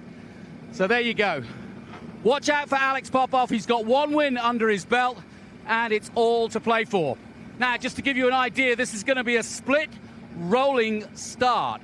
And what that means is these guys with the halos will start behind their pace car, and then 30 seconds later, this group of F4 Juniors will then do their bit. So it's going to get interesting. Let's see if we can have a quick word. How's Alex going? No English. Oh, no English. Don't speak English. And I don't speak Popov's language, so what the heck? Anyway, it's all to play for. The men to watch out for, number 15, number 55, and Connor Roberts in the 46. The engines are roaring. We're about to go racing. I'll hand it over to Ben. Well, thank you so much, Jonathan. I am here in the booth. It's so much fun to watch Jonathan Green do a grid walk. He loves these open-wheeler, single-seaters. You know, he's got his radio show podcast out of Austin all about Formula One. He followed you guys down to New Zealand over the off-season. I'm joined here in the booth with Landon Matriano Lim, who we've seen in today's race in FR, but he just got out of his PSSA Sebeco. And how was it out there today? Oh, it was absolutely fantastic. A little bit trouble in the race, and really hard to really get the job done with the few laps we got due to that double yellow. But getting in that Sebeco prototype was just a blast today, especially having the guys on the radio telling me the gap to P1 and what margin I need to break. It was a ton of fun. Yeah, that's really cool. The COTA SpeedTour, that's where we are right now in Austin, Texas. It is Ligier JS F4 coming onto track right now, but then we've got Formula Regionals America. We've got the PSSA, the Prototype Sprint Series Association, that you're running in also this weekend as we see the beautiful COTA Tower. Then we have the Trans Am Series presented by Pirelli. We've got all the classes mixed in with that, with the Western Championship. We've got International GT here. Tickets are still available on speedtour.net. This is a spectator event, and the paddocks are wide open. You can come meet and talk to the drivers. Speaking of meeting the drivers, I don't know if you remember this, but this is kind of a funny thing. In like February, March, I'm at a Mexican restaurant in Willows, California at a big table, and then you walk in, you get like a to-go order. That was insane. And you kept looking at me like, I don't think I know who you are. But then I explained, oh, you've been in the booth with me and I'm this. But, you got to start, you're going to be a big professional racer. You got to just start getting used to just strangers coming up and talk to you in restaurants. That's what we're working for. I actually had my first moment this year of someone in public meeting me. It was actually in New Zealand, the New Zealand series. And it's so popular over there. They televise everything. It's on the local TVs. And the support for it is absolutely amazing. And I actually had one of the fans come up to me during one of the races, and they're like, I'm such a big fan. My mind was blown with that first experience. It was absolutely incredible. That's all, especially to be on the other side of the world, in New Zealand, in a New Zealand series. Yeah, that is really cool. Well, we had a great race here yesterday. We were speaking off camera, and you were saying that you were actually at the bridge over the Cube 3 and Hankook S's watching. That was probably a pretty good view. It was absolutely crazy. We know there was a lot of incidents there yesterday and a lot of action, and it's always one of the scariest things, but one of the most entertaining things to see people go side by side into the S's, because someone's coming out on top, and sometimes you don't know who it is. Yeah, that's exactly right. You can see all the spectators up there on the bridge. Some great camera shots. So let us explain this. This is the new F4, Ligier F4 with the halo, and then the Ligier JS F4, the cars that you're seeing right now in frame. Those are last year's F4 cars, but those cars are so good, they race so well, so we basically added a third rung to the ladder. So now we want people to come from karting into the Ligier JS F4, into F4, into FR. But I know that you've run the F4 cars, and that's really fun, and now you're up into the FR cars. But how would you explain the difference? I know the new F4 cars are a little bit faster, and the times have dropped a little bit. Yes. Yeah, they're definitely supposed to eliminate some of the lap times with those new F4 cars, and everything's the biggest thing to talk about is the halo. And I've heard some people say that, once they've driven with the halo, just that comfort factor, or they've had an incident, and the halo's been there, it really is just one of the greatest innovations we've had lately. So it's really nice to see that on these new cars. I agree, and to be honest, I was a total hater. When Formula One started doing it, and then I watched Romain Grosjean in that accident. Oh, absolutely. And that made a complete believer out of me. So, they call that in politics a flip-flop. But, I'm from Missouri. You got to show me, the show me state. And that definitely showed me why the halo comes in handy. But this class right here, straight out of karts, man, they race so close in the Ligier JS F4 that it is really neat to see. They can use the draft. They can go wheel to wheel. And it's just such a great training ground, especially working with the likes of Scott Goodyear and the driver development that Scott Goodyear puts into this. Absolutely. Yeah, the old F4 cars are so much fun, and like you said, the racing is so close all the time, everywhere. You can always get a tow. You can always push it right against each other. And we saw that definitely a lot yesterday, maybe a little bit too close in pushing it together. But we'll have to see how that goes. It'll be a ton of fun watching both of these classes race together again. Well, ladies and gentlemen, we are joined in the booth by the legend, and you'll be able to tell that he is from the Lone Star State of Texas as soon as he starts speaking. But Jonathan Green, we're about to get going with single-seat open wheelers, and I know that this is your favorite right here. Listen here, son, don't mess with Texas, Yes, I can talk funny if I need to now and again. But no, I am a native now. I've been given the official status. If they throw me out, I'm sure they'll throw me out to Louisiana, which will be a good thing, because I'll be knocking on your door. Oh, absolutely. I thought you already had a funny accent. I don't know without the. I don't know what they're talking about. All the Texans. It doesn't make any sense to me. Landon, it's great to see you again. It's great to be having you in the booth as well. You had a really good race, but not an easy start to it. Have you already discussed that with? Yeah, you've kind of got we got a little bit going. We well done, talked about the new F4s. Thank you so much. Yeah, there was definitely a lot of very, very close moments, but I think that is the hardest and the closest I've raced in a long time. Good for you. Yeah. It was awesome. Well, we didn't see a lot of it, but I was watching the table go up, and I was like, he's made this place up, made that place up. So good for you. Memories of F4? Yes. Oh, definitely. With such a large field. And I know we had about 30 when we were here last time, but they're definitely growing here at COTA every time. Well, this is a good field, and they're doing a good job, just as Scott Goodyear would want. Stacked together, 2 by 2, that is a good rolling grid. Because what you don't want is back markers lagging behind. You want a nice tight field, and you want to wait, and I don't know if the man at the back did that, until they go green. But away we go then. That one goes. Rolling start for the F4 group, and it's all tightly nailed together through Big Red. Now you can see from above just how tight it is. 4 wide, folks. And everybody somehow makes it through. It's better than Formula One. They didn't do that. So away they go, and the top 2 are pulling away as they go through the S's. Here's your second group. Now, 18 cars. Put yourself in the mirror of that, Landon. How do you get out of there? Oh, you just drive to the car in front of you half the time. It's super scary. Close your eyes. You see everybody pinch into the inside. I'll see who dives out. Oh, there we go. There's quite a few. And it seems like the outside line works really well here. Everyone always holds it tight. And there goes Brad's match, man, losing a couple spots for that reason. Are you finding more grip now they've done the resurface? There definitely is. It's a lot more comfortable everywhere. And no bumps into turn 1, no bumps going down the back straight. Big one into 2, is wasn't there before? Yeah. Yes. Now, there is a significant bump at turn 3 at the first of the S's, and that one definitely gives you a little moment at the car. Yeah, I mean, the one thing I can tell you about COTA, you only have to drive in here through the, through the periphery road, and you know just what the land is out here. It is wavy at best. So they've done a hell of a job, and when they actually built this, they built 12 feet down and imported clay in from Arkansas that was a different kind of less porous clay, and they try to make it as smooth as they have, and it's done a pretty good job. But we're underway and we are running, and Statty is out front, which is where he wants to be. He's got ahead of Alex Popoff in the beginnings of this one. Alex Crosby got a good start. He's up to 3rd. That's all F4. We'll go back to the Junior Series in a moment at the JS F4 Series. But here we go, and look at this, side-by-side action. Now, you would have the advantage on the right-hand side of your screen going into 12, right, Landon? But you will. Under braking, he can hold it, which he tries to. No, he can't do it off. But that's a classic sort of battle for 12, isn't it? It is. He actually ran off of track limits there, so it'll be really interesting to see if he holds this position or not. Ah, good point. He did a max. Oh, and they're pushing out as well. So there's a lot of over-unders here, and this is the entirety. If you want to see an over-under, it's going to happen through this section. Well, this is both the beauty and the folly, if you will, of this track, is that because there's no gravel traps, it kind of almost entices you to go as wide as you can, or at least take risks that you wouldn't do if you had a wall, let's say, or a gravel trap. And so it's become infamous in that respect. But it is a fantastic circuit, and you're right, you can go side-by-side in this track. Here, Alex Crosby, a man you raced over the winter. My teammate, actually, in Formula Regional. Yeah.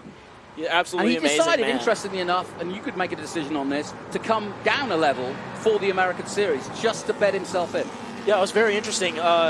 Getting out there and getting to another country is definitely a big step in itself. Yeah. So to see himself getting a new car, something that hasn't been ran before this year, it's very interesting. And it's good for him because developmentally, new series, new driver, new place. And I always say, and I saw your relation after getting your qualifying, as a racing driver, you've got to have some ups. It can't be all downs on the way up. You've got to get something out of each weekend, or it becomes a soul-destroying game because you just don't get any, only one guy can win. Yes, exactly. And they talk about it all the time. Ooh, side-by-side down into turn 7, I believe that is. They've been doing this since turn 12. Here we go, up through 8 and 9, and they're still side-by-side. Okay, sort it out, boys. And, of course, they're playing into the hands of those behind them because as they battle, the rest of the field is concertining up towards them. Popoff now takes the lead, and Daniel Quimby, so a mistake by Nicholas Statty has dropped him from 1st to 4th. Now, that is a big turn-up because that's happened in the last couple of minutes. There's Alex Crosby. Crosby is, in 6th position, and now Lincoln Day has got through to 5th. Statty drops to 4th.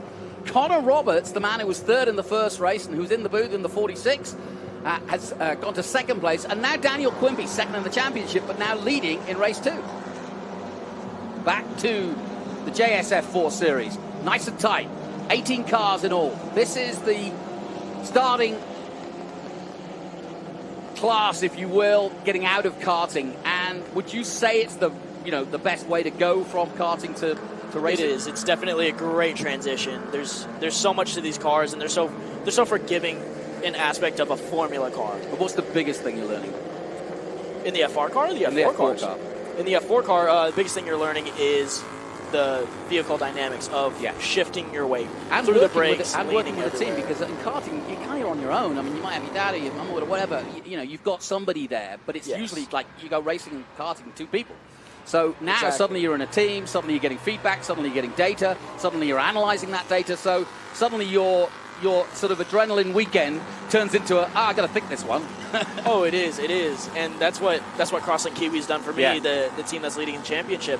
And with all this data, with all the drivers we have on the team, this whole year was development for me, and you've seen the progress throughout the year. I've been growing nonstop, and to finally be at this point, it's just absolutely amazing. I remember saying to you at the beginning of the year that by the end of the year, now here we are, you'll have learned so much, and I think it's true of everybody that has had a long year, Crosby included. It doesn't matter if you go down, you're always something to learn, and he's had a win already in the series, and like I said, that psychologically is a huge thing. You may not win the championship, but getting a win under your belt, really important. You're on double duty this weekend. I am. What else are you racing? I'm in the FR Americas car, and I'm also running the Prototype Sprint Series. I'm in a Sebico Prototype. What do you think? Oh, it's so much fun.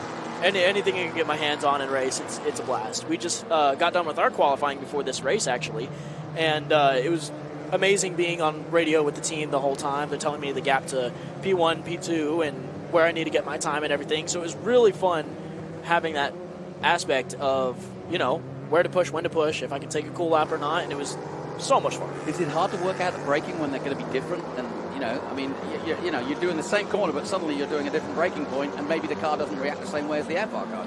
Exactly. The FR car's brakes are just absolutely unmatched, but the mechanical grip of the Prototype definitely has it in the low-speed corners. And nice overtake at 12, classic overtake at COTA. Oh, but it's way too deep for almost both cars. And he should come back on that. That's the 17.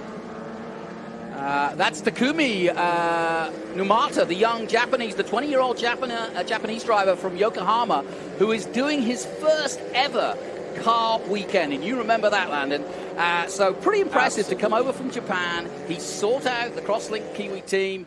He's only been racing karting. I asked him if he had a family background, a bit like yours, no racing, family background. So he's literally coming into the void, as it were. Jumped on a plane from Yokohama, and he's here. He's trying out effectively this weekend, and if it all works out, he hopefully will have a full season next year. Yes, absolutely. I was actually with him on his first test day, and we talked about it. He doesn't have the racing background like I do, and it's just so fun. I got to connect with him. He's an absolutely fantastic guy. Good. Well, and he's the first ever Japanese driver we've had. Yuji Noda came over for a while. She wanted to get in, but she couldn't get the car to regulation, and unfortunately, while she did practice, she didn't get to race. So he is now the first Japanese to race in our series, so great. Crosby up to 5th now. Statty's still stuck in 4th, and that's bad news in terms of the championship for him anyway, because it's pretty tight between the top guys. You've got Statty leading the way coming into the weekend. He improved his position with a second yesterday.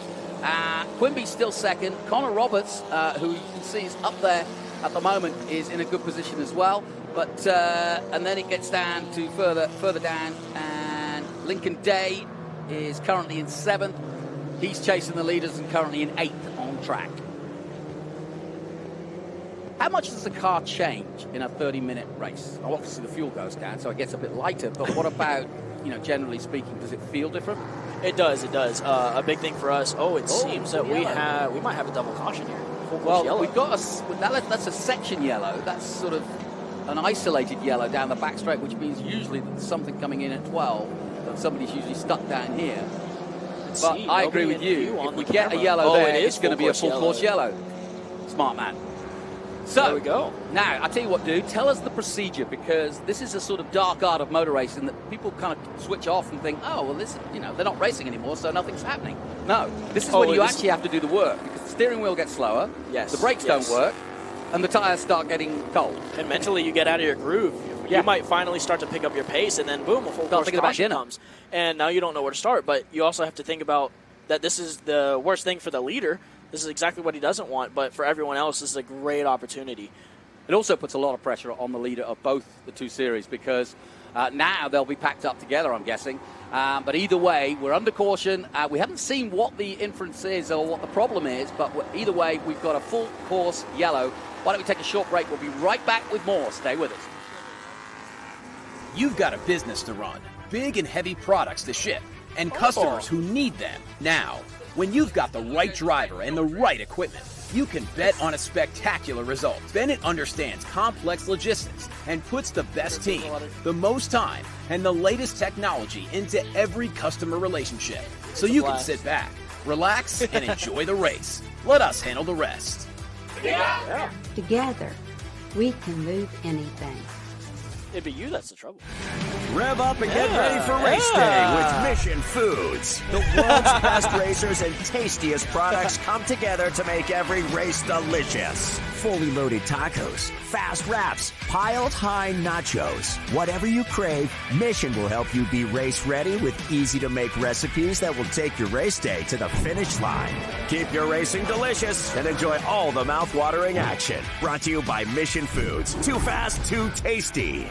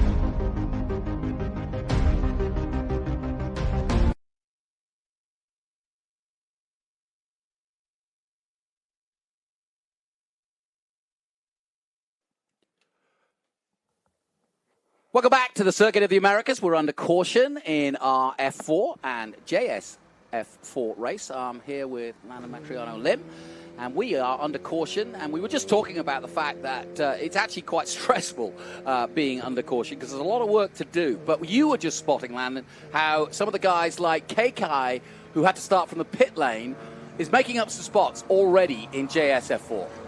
Yes, it seems that he's made his way all the way up to 7th. So that's very interesting and definitely what he wants for the championship. He still has some moves to make to Teddy Musella, but like we were saying, that is really bad for the leader, who is Teddy Musella, because that does give KK a chance to get so much closer. Yep, Teddy Musella currently 9th overall, but with this caution, that'll push him closer to the F4 boys, and he might be able to get amongst them.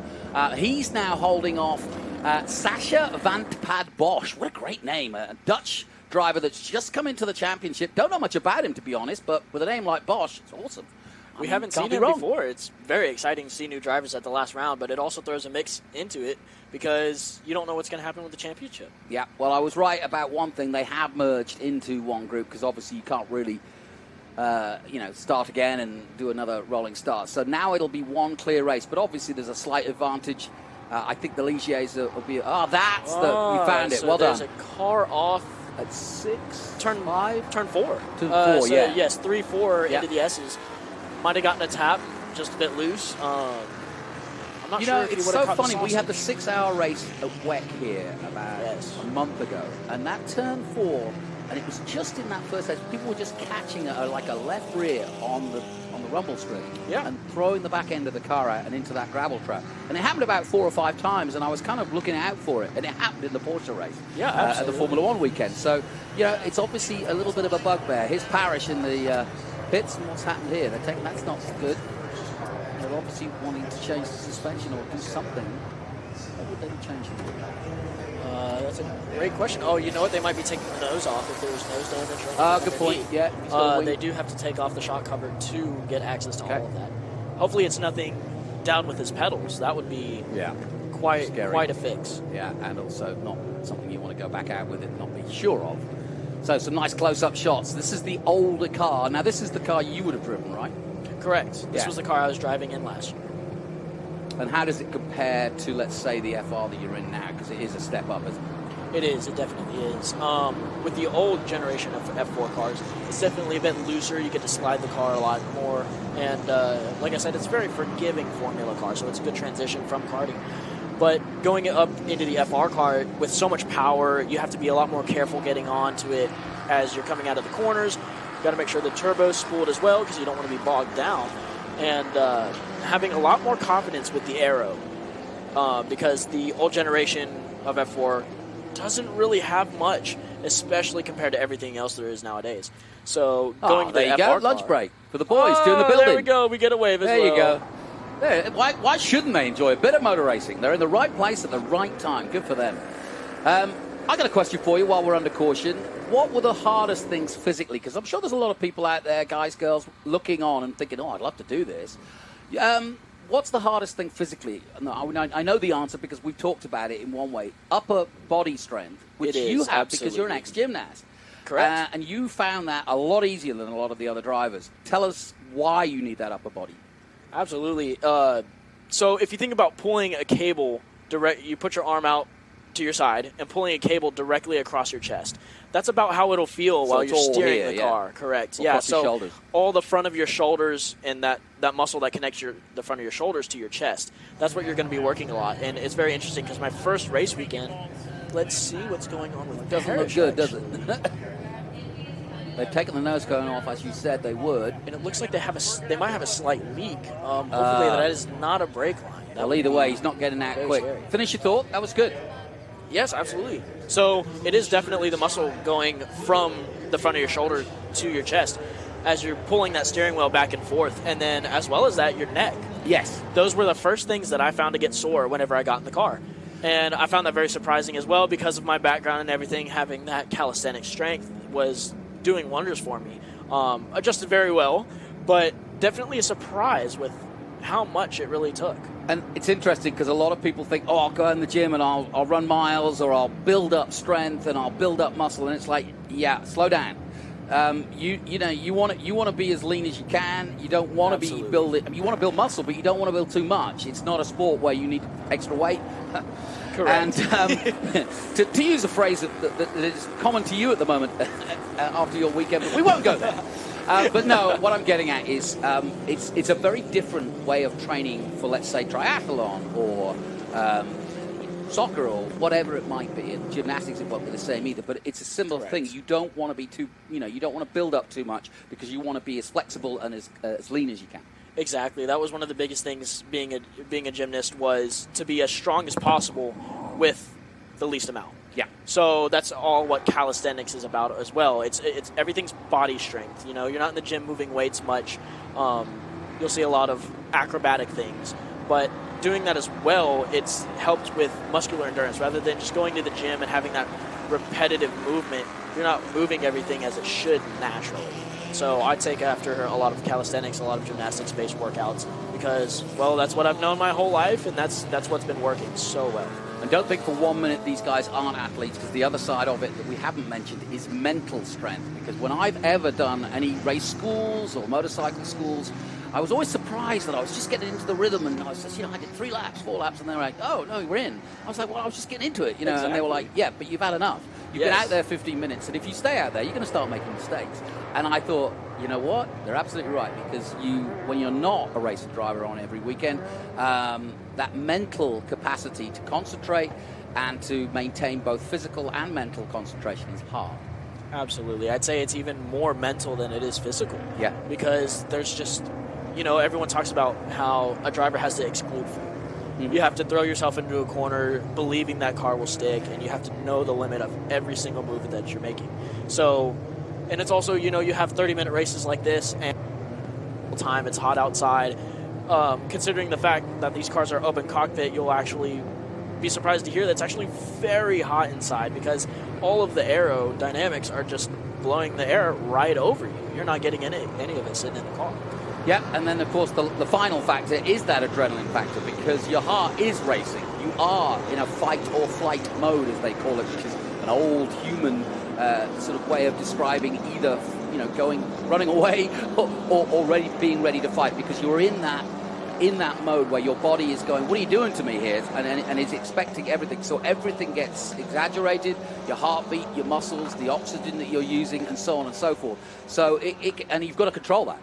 Absolutely. You have to have that point. There's always a car limit and there's always a driver limit. Right. It can vary on the day. A lot of people say, you're going to have 10 bad days to 1 good. So you have to really work your best to make sure you can even it all out and get a good average and, know your limits where, if I push way too hard today, I might be dead for the weekend. Yeah. So you have to make sure to space it all out and work yourself out for the weekend. Yep. Coming under the famous tower, under the famous McConaughey complex. You know why they call it that? I don't, Well, actually. it's right, all right, and all right. That makes a lot of sense. Makes sense, doesn't it? Yeah, Oh, I we have coined a that big one. It used to be audience at Hayden COTA Hill, Silver. when the motorcycles are here. Yes. But there's always a good crowd for MotoGP up there. But what a great venue. I mean, I don't know if you've been to the top of the tower, but it is beautiful up there. You really get an amazing view. I have. I actually watched a WRL endurance race from there, and oh my gosh, the view, Hell of a when they view, say isn't it? you can see the whole track, the only thing you can't see is the front straight, which is blocked by that building right there in the camera view. But otherwise, it is one of the coolest viewing spots in like all of motorsport. Well, it looks as though we are going racing. We have a very early jump from Alex Popov. Alex Popov. Now, we didn't actually see that because we were still on the overhead. But anyway, Popov's got away, and he's popped into the lead beautifully.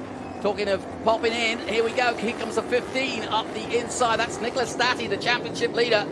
And he will be trying to make hay as quickly as he can at this restart because he's not where he needs to be. And there's only 8 minutes and 25 seconds left, and that shows you how quickly a half hour can go when you have a safety period. Absolutely, and these are long laps here at COTA, so they're not going to get many more. Hopefully they'll get a full 4 laps because everyone wants to do as much racing as they can. Landon, what do you have to be cautious of on a restart first lap like this? Because we just mentioned what you go through in terms of trying to keep the pressures and all the rest of it, and the mechanical grip, but do you have to be careful when you return to racing, that everything's up to temperature, or are you a bit more cautious? Absolutely, you have to be more cautious, and it's not only just going into turn 1, which a lot of people are worried about for the most part, but it's actually before you even take the restart, because a lot of people will, get as close as they can to the car in front, and the guy might brake a little bit, and that causes an accordion effect. And that is just about the worst thing that you could have in a restart, because the second that accordion effect takes over, you're going to tap the brakes and... Well, Alex Crosby in a great battle here. This for 4th place in F4. Into 12, the usual overtaking spot. And Crosby looks as though he's lost that place. He came alongside out of 11. And Crosby and Seth Gilmore, I think it is, that are battling away in that one. Through comes the number 10 that's Connor Grant in the JS F4 car. He's currently in 15th. We also just saw that move by Kekai on in the Connor 29, Grant. Good move down into turn 12, as we've seen, diving up the inside and making a move. Are there lots of different lines into 15? It always looks like some guys could take like a high, wide line and then cut back, and other guys like to hug the inside. Absolutely. There's so much variation through this track and in that corner, and it's so tough to figure out which one works for you. But honestly, it just depends on the driver, what you like better, because I've seen it done every way you could. Now, how quick are they on track limits here? Because there's quite a few guys going over them here. How lenient are they with you? It is very close. They actually changed it this weekend to where it is the red and white that is the track limit, rather than the white line, because the stewards found it very hard. So as long as you don't go outside that white line, the furthest white line. Correct. Okay. As long as you're not on the solid red pavement, you are pretty good. So you've got to keep one wheel, or at least on within that. In that realm, as it were. Through comes the 23. This is a good battle. Now we're starting to get some real good battles. That's Hirbar Das coming through here in 17th place. Hirbar Das actually going really wide at turn 1 and now under pressure from the car behind, as we see our first Japanese driver take away. Yeah, he's 16th now, Takumi. He is. Yeah.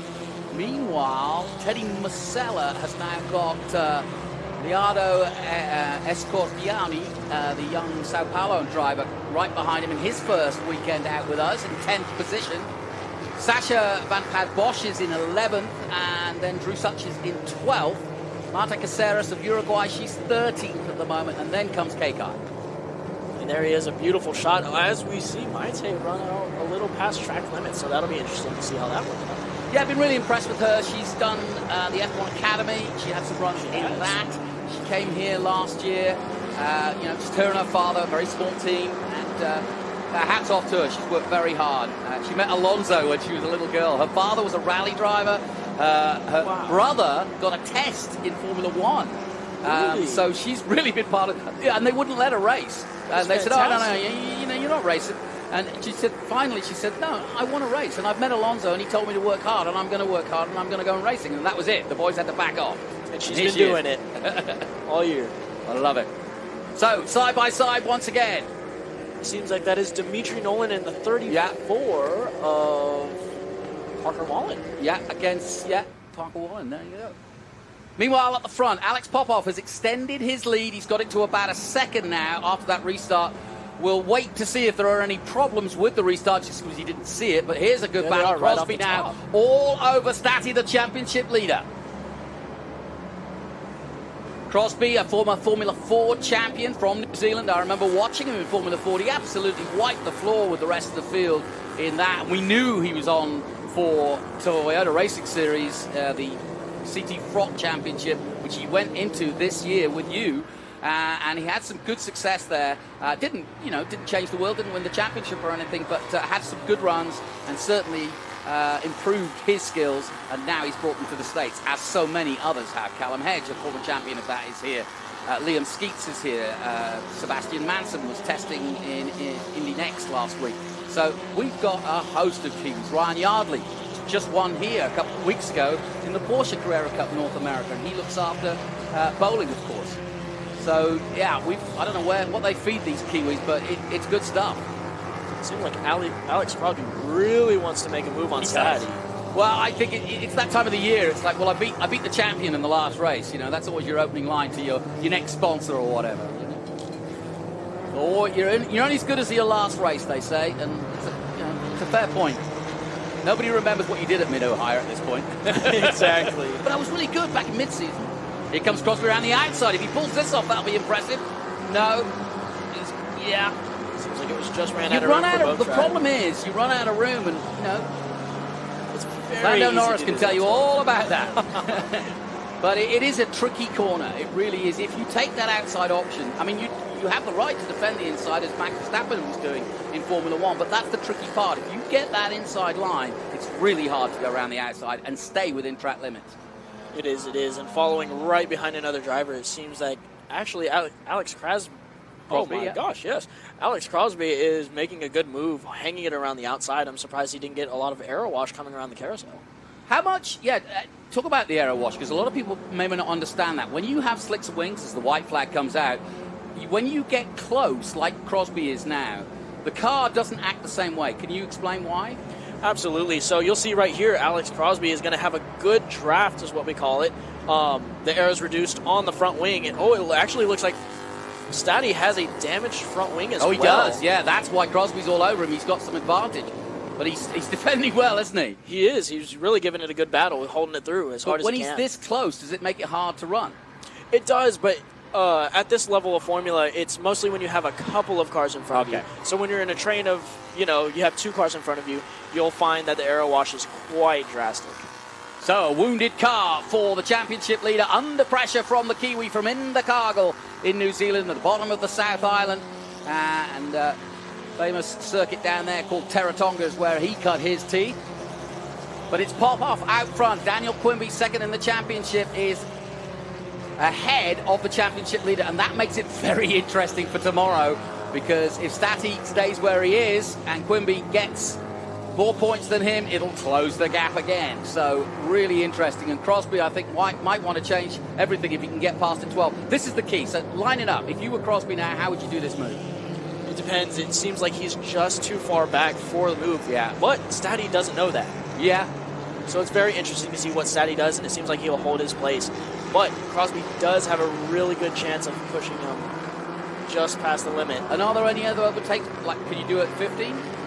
15 is an absolutely amazing opportunity, especially diving up the inside. And then you'll have a really good line for the carousel. And we have 3 wide into turn 12. 3 wide, and this is the battle for second place in JS4. Now, why go such? And through, out of that group, it's the Dutchman, Bosch, who holds the lead in this group of 4 now. Round the outside goes the 29.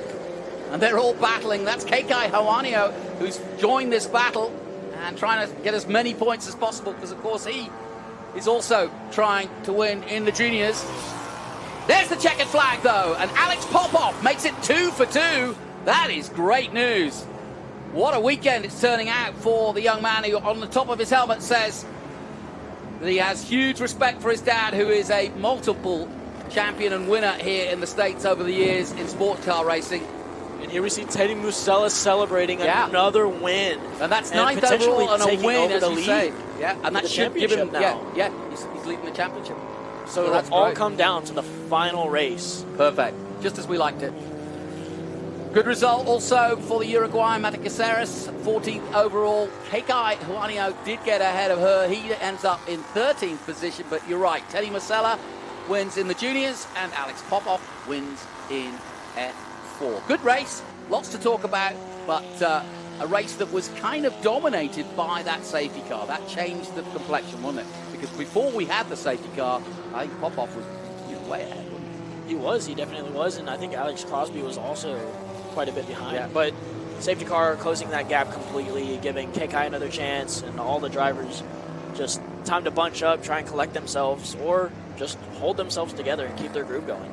Before I leave you, before you leave us, tell us your number, tell us your social. Let's get some fans behind you. Car number for FR Americas is 73. And the car number for the Prototype Sprint Series is 739. Tell us how you came up with that number. Is that a special number for you? It is. My dad put that number on his car because he took it out on track one day just to throw it around, and that's how I actually got it all started. So they told him he had to keep a number on his car. So 739 is what he chose, and it's the birth month of me and my two sisters. Look at that! That's good. Is he bent out of shape that you're a really good racing driver now? He is. He was very surprised when everyone started telling him, "Hey, your son needs to go take a whack at it." And he was, I don't know what he was thinking, but he's here supporting me all day, all night. I love it. It's amazing. It's a great family story, and definitely get behind Landon Matriano Lim. He's got a great origin story, if you will, about his background, and he'll tell you all about his name and all the rest of it. It's great stuff. But my thanks to coming in here, and watch out for the 7.3 and the 7.39. Boy, busy weekend, man. It is, but we love it. You know, more track time, more fun. If you can be in a race car, why not? You know. Exactly. Yeah, it beats sitting behind a desk, doesn't it? Absolutely. There's nothing like it, and anyone will tell you that. Yeah, no kidding. So then, we wind down our coverage of the F4 race. They'll be back in action tomorrow morning for their third and final race. We will be covering that, and we'll also be covering Landon's second race of the weekend. They only get 2, whereas the F4 get 3. But it'll be the final race of the year. How would you sum up your progress or year? It's been constant. Good. Constant is definitely the best word we can use for that. Through the New Zealand Series, through the FR America Series, we've seen steps up everywhere. And without the technical infringement for qualifying, it would have been a P3, which is career best. I've never seen a number that low. So I felt absolutely fantastic about that. And, you know, I said I always wanted to take my car to impound, but I think that was the downfall. See, that's the line you take to the sponsors. I was third quickest to COTA in the final race of the year. Absolutely. That's exactly what you want to hear. There's no denying that. And we have the toughest competition at this race than we've had all year. Well, as you can see, delight for Mr. Musella.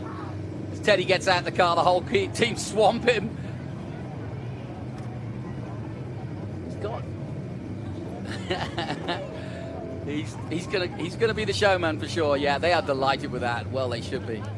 He's got to feel so good because I believe that's now the championship. Yeah, I think that is the championship. So coming down to this last race, he's got such a good spot to start from. It'll be really interesting to see what he's able to do. Well, in a moment we'll head down to John Phippen, who will talk to our winners, and we're trying to talk to both the junior and the F4 winner. Before we wrap it all up. But thanks, Landon. Thanks for coming in. This has been great. Well, thank you for having me. It's fun best every of luck time. Tomorrow. Thank you. I'm expecting big things. Where are you starting tomorrow? You know what? That's a great question. I should figure that out. Okay, well, I'll let you figure that out, and I'll head down to John Phippen. Absolutely.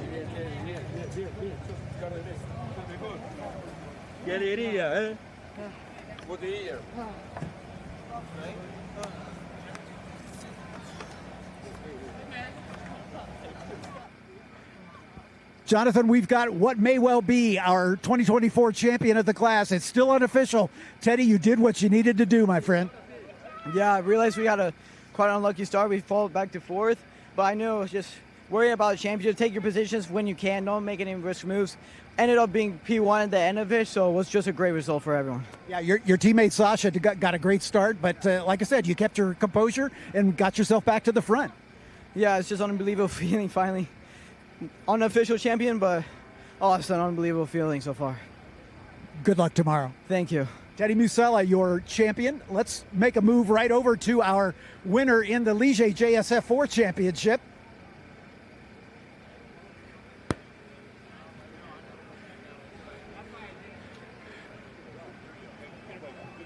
Alex Popov, 2 starts, 2 wins. That's a pretty good way to start your career, my friend. Yeah, it feels really good. I mean, it's just so incredible. I mean, we've worked so hard to get here, and to finally be here and do it with such a great team behind me and just all the supporters, it's just awesome.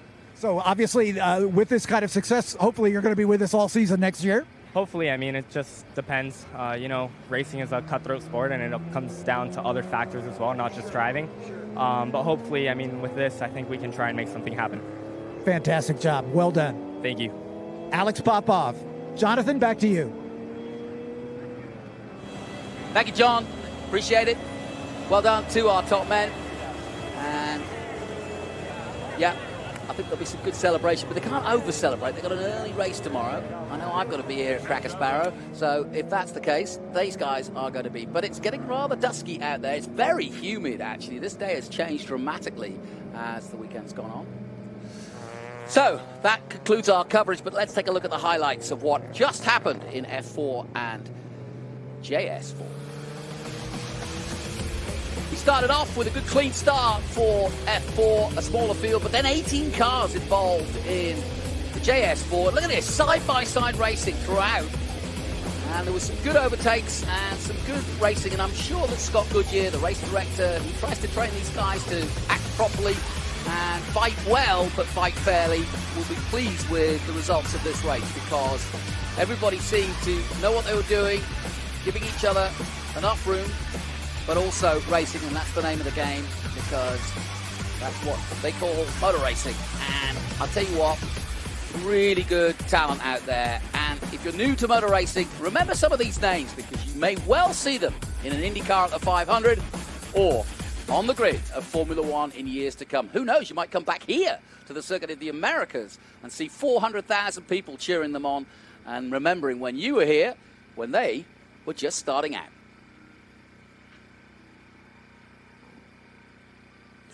Let's head down once again to John Phippen, who's ready to do the podium. Get our podium celebration underway. Let's start with the F4 U.S. Championship with this beautiful second-generation car. Bring up our third-place finisher, Nicholas Stati. Nicholas, here he comes. Your 8th podium on the season to go along with 3 wins. It was a bit of a battle. You and Alex had a great battle all race long. Yeah, me and Alex had a good battle. Fought hard. Looking pretty good for you for the championship. It isn't clinched yet, but... No, still, it's not over till it's over, but yeah, looking good so far. Anybody to thank? AGI Sport, Crosslink Kiwi, and Adam from AGI, Tina from Crosslink, and Isaac and Taylor for working on the car, and my dad, of course. Congratulations. Thank you. Jump up on the podium. Chris Roostrom, this gentleman designed this beautiful race car, and he is presenting the podium here. Thank you, Chris.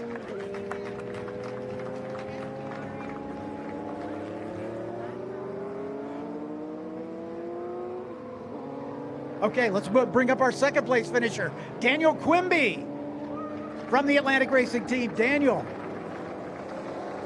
not quite enough, but boy, what a great race it was. Nah, yeah, it was a good race. We've been struggling with the car all weekend. Good to get this podium for the boys in the team. Yeah, it's been a tough weekend on us changing the car, but yeah, we've come away with a pretty good result. Anybody else to thank? I'd like to thank Motorhome Republic, Fiji Airways, Atlantic. You boys have done a really good job. Cruise America, and all the other sponsors that support me. It's a great season so far, and it's not over yet. Daniel Quimby with 5 wins and 4 podiums. Chris Roosman, the designer of the race car, once again making the podium presentation.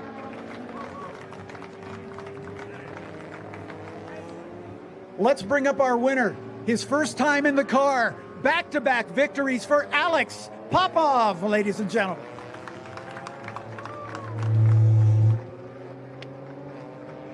Alex, my man, we talked a little bit on the TV interview. What a weekend it has been. Yeah, it's just been incredible. I mean, so happy to be here once again, and thank you to all the guys over there, just everyone that's helped me get into this position, all the guys even at Inter, Dana, and just MLT for making this happen. It's just incredible the amount of work we've put in over the last couple of weeks, coming from CMP where we did our first testing. So yeah, to be here now is just surreal. Fantastic job. Anybody else you'd like to thank? Of course, my dad. You know, without him, I wouldn't be here. He's the one that got me into racing, showed me what I love to do, and yeah.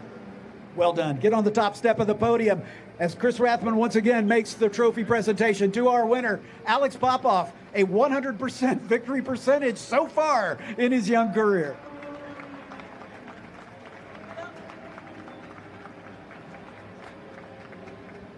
Our drivers with the Hankook hats as they accept their trophies. Now we'll go to the second round of hats as we put the Ligier hats on the drivers. Ligier Automotive North America building this beautiful race car, the designer of the race car.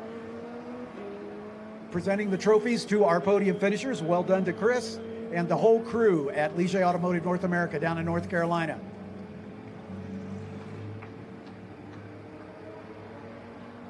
One more round of hats, this time for Radford Racing School, our partner in the Radford Karts to Cars Scholarship. An opportunity to bring some youngsters into the racing series right out of go-karting. And we look forward to that coming up in December for the next round for 2025.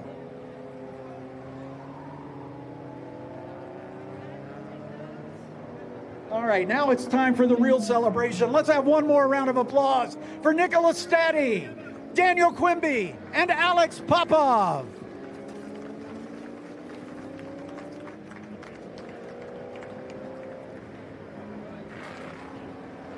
Well done, everyone. Don't go away. We've got one more podium to do.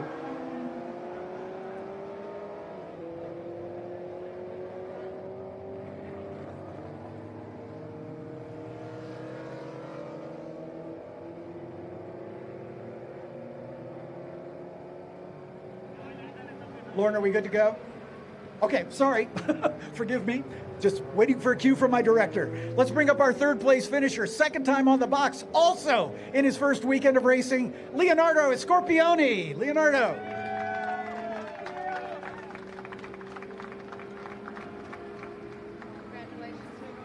Congratulations, Leonardo, once again on the box in only your second race. How are you feeling? I'm feeling pretty good. It was a really tough race. We ultimately didn't have the pace, but a good start. Just put me up there, and I was able to fight my way through the race and just hold on. One more time, one more chance tomorrow. You think you can move up a couple steps? Yeah, I mean, we're going to make a couple of changes in the car, and we're going to try, but it's going to be difficult. Congratulations. Thank you. On the box for the second day in a row, Leonardo Scorpioni from Champagne Racing. Welcome to Champagne to the field.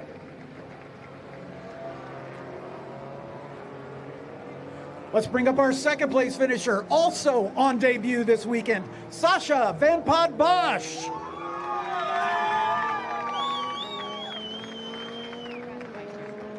Sasha, my friend, a much different day today than it was yesterday. You had a couple spins yesterday. You set the fastest lap of the race, started on the pole. You got to be pleased with this podium finish. Yeah, I'm very happy. It's my second race here. It's my debut, and I already get a podium. I'm really happy. Anybody you'd like to thank? My team, Cor, my coach, my mom, and everyone who supported me. Congratulations. Thank you very much. Sasha Van Pod Bosch, ladies and gentlemen, second place finisher. All right, now it is unofficial until we have the review by the stewards of the meeting, post-race technical inspection and all that. But assuming all of that goes well, let me introduce the 2024 champion of the Ligier JS F4 Championship, Teddy Musella.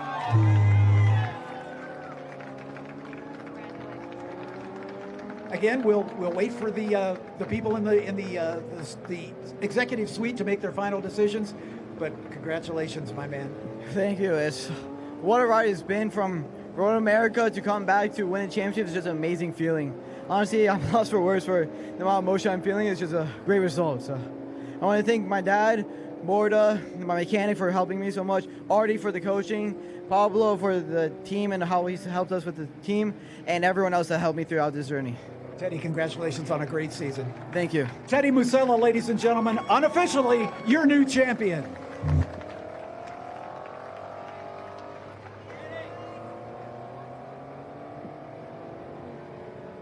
On-cook hats again on all three of our drivers. Trophies aloft. By the way, the second and third place finishers are 14 years of age. What a future they've got in front of them.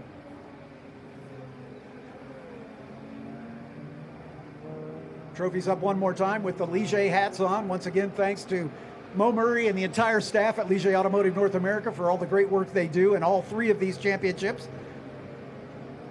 Now to Mountoon, of course, who provides the power plants for the JS F4 Series. Thanks to Mountoon for their continued support.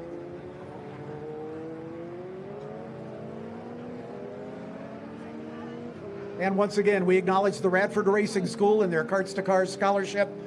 It's the feeding ground for bringing youngsters into this field.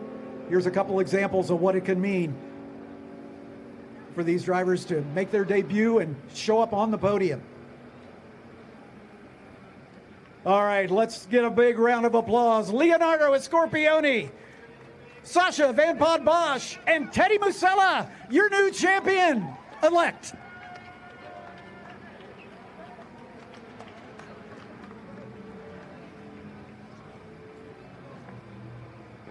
That'll wrap it up from a very damp podium here after the sparkling water. We're gonna send it back to Jonathan in the booth. Hey, Jonathan. Great stuff, John. Perfect. Yeah, and always good. And like you said, so young, these guys, but what a maturing moment that is for the new champion. And yes, we have to wait for the official result, because you never know in motor racing. But we can tell you what the provisional results are. And here is your classification. Alex Popov with his second win for MLT Motorsports of the weekend. His dad will be very proud. And like I said, his dad, a famous racing driver here in the States, has been for many years. Daniel Quimby helped himself by beating Stati as the Atlantic Racing team get a second place, and Nicholas Stati, the championship leader for Crosslink, gets third. Crosby is fourth, Connor Roberts took fifth, Barrett Wolf sixth, Seth Gilmore seventh, then Day Musella ninth, but more importantly for Scuderia Buell, he takes the championship.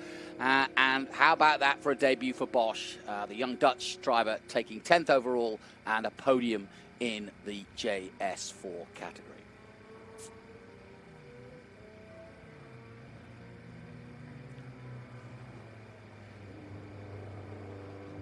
And don't forget, the 2024 Speed Tour continues tomorrow, November 2nd, and we started all off, in fact, where we're leaving it today, with the final race of the F4 U.S. Ligier JS F4 Feature Race 3. That'll be followed by the final race of the Formula Regional Americas Championship for the runner-up in that one. Still very much on the line. So two great races, one at 8:50 in the morning and one at 1:15.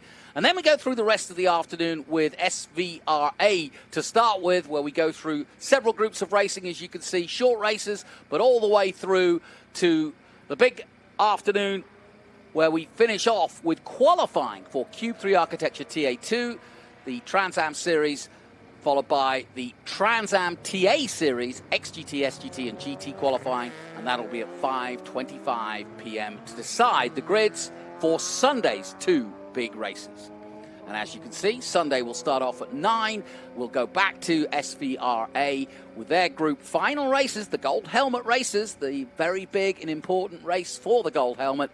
And then we get into our features at 10:20. We've got the Cube 3 Architecture TA2 Series feature race, and that'll be followed by the Trans Am race at 12:20. And then we go back to SVRA feature races for the rest of the day. A packed weekend of superb racing from the Speed Tour. It's been one heck of a season, and it's great that we can finish it off here at this fantastic circuit. That's it for our live coverage today, but we're going to leave you with some more stories from the paddock. All of our paddock has a fascinating backdrop and story to tell, so let's hear from some of the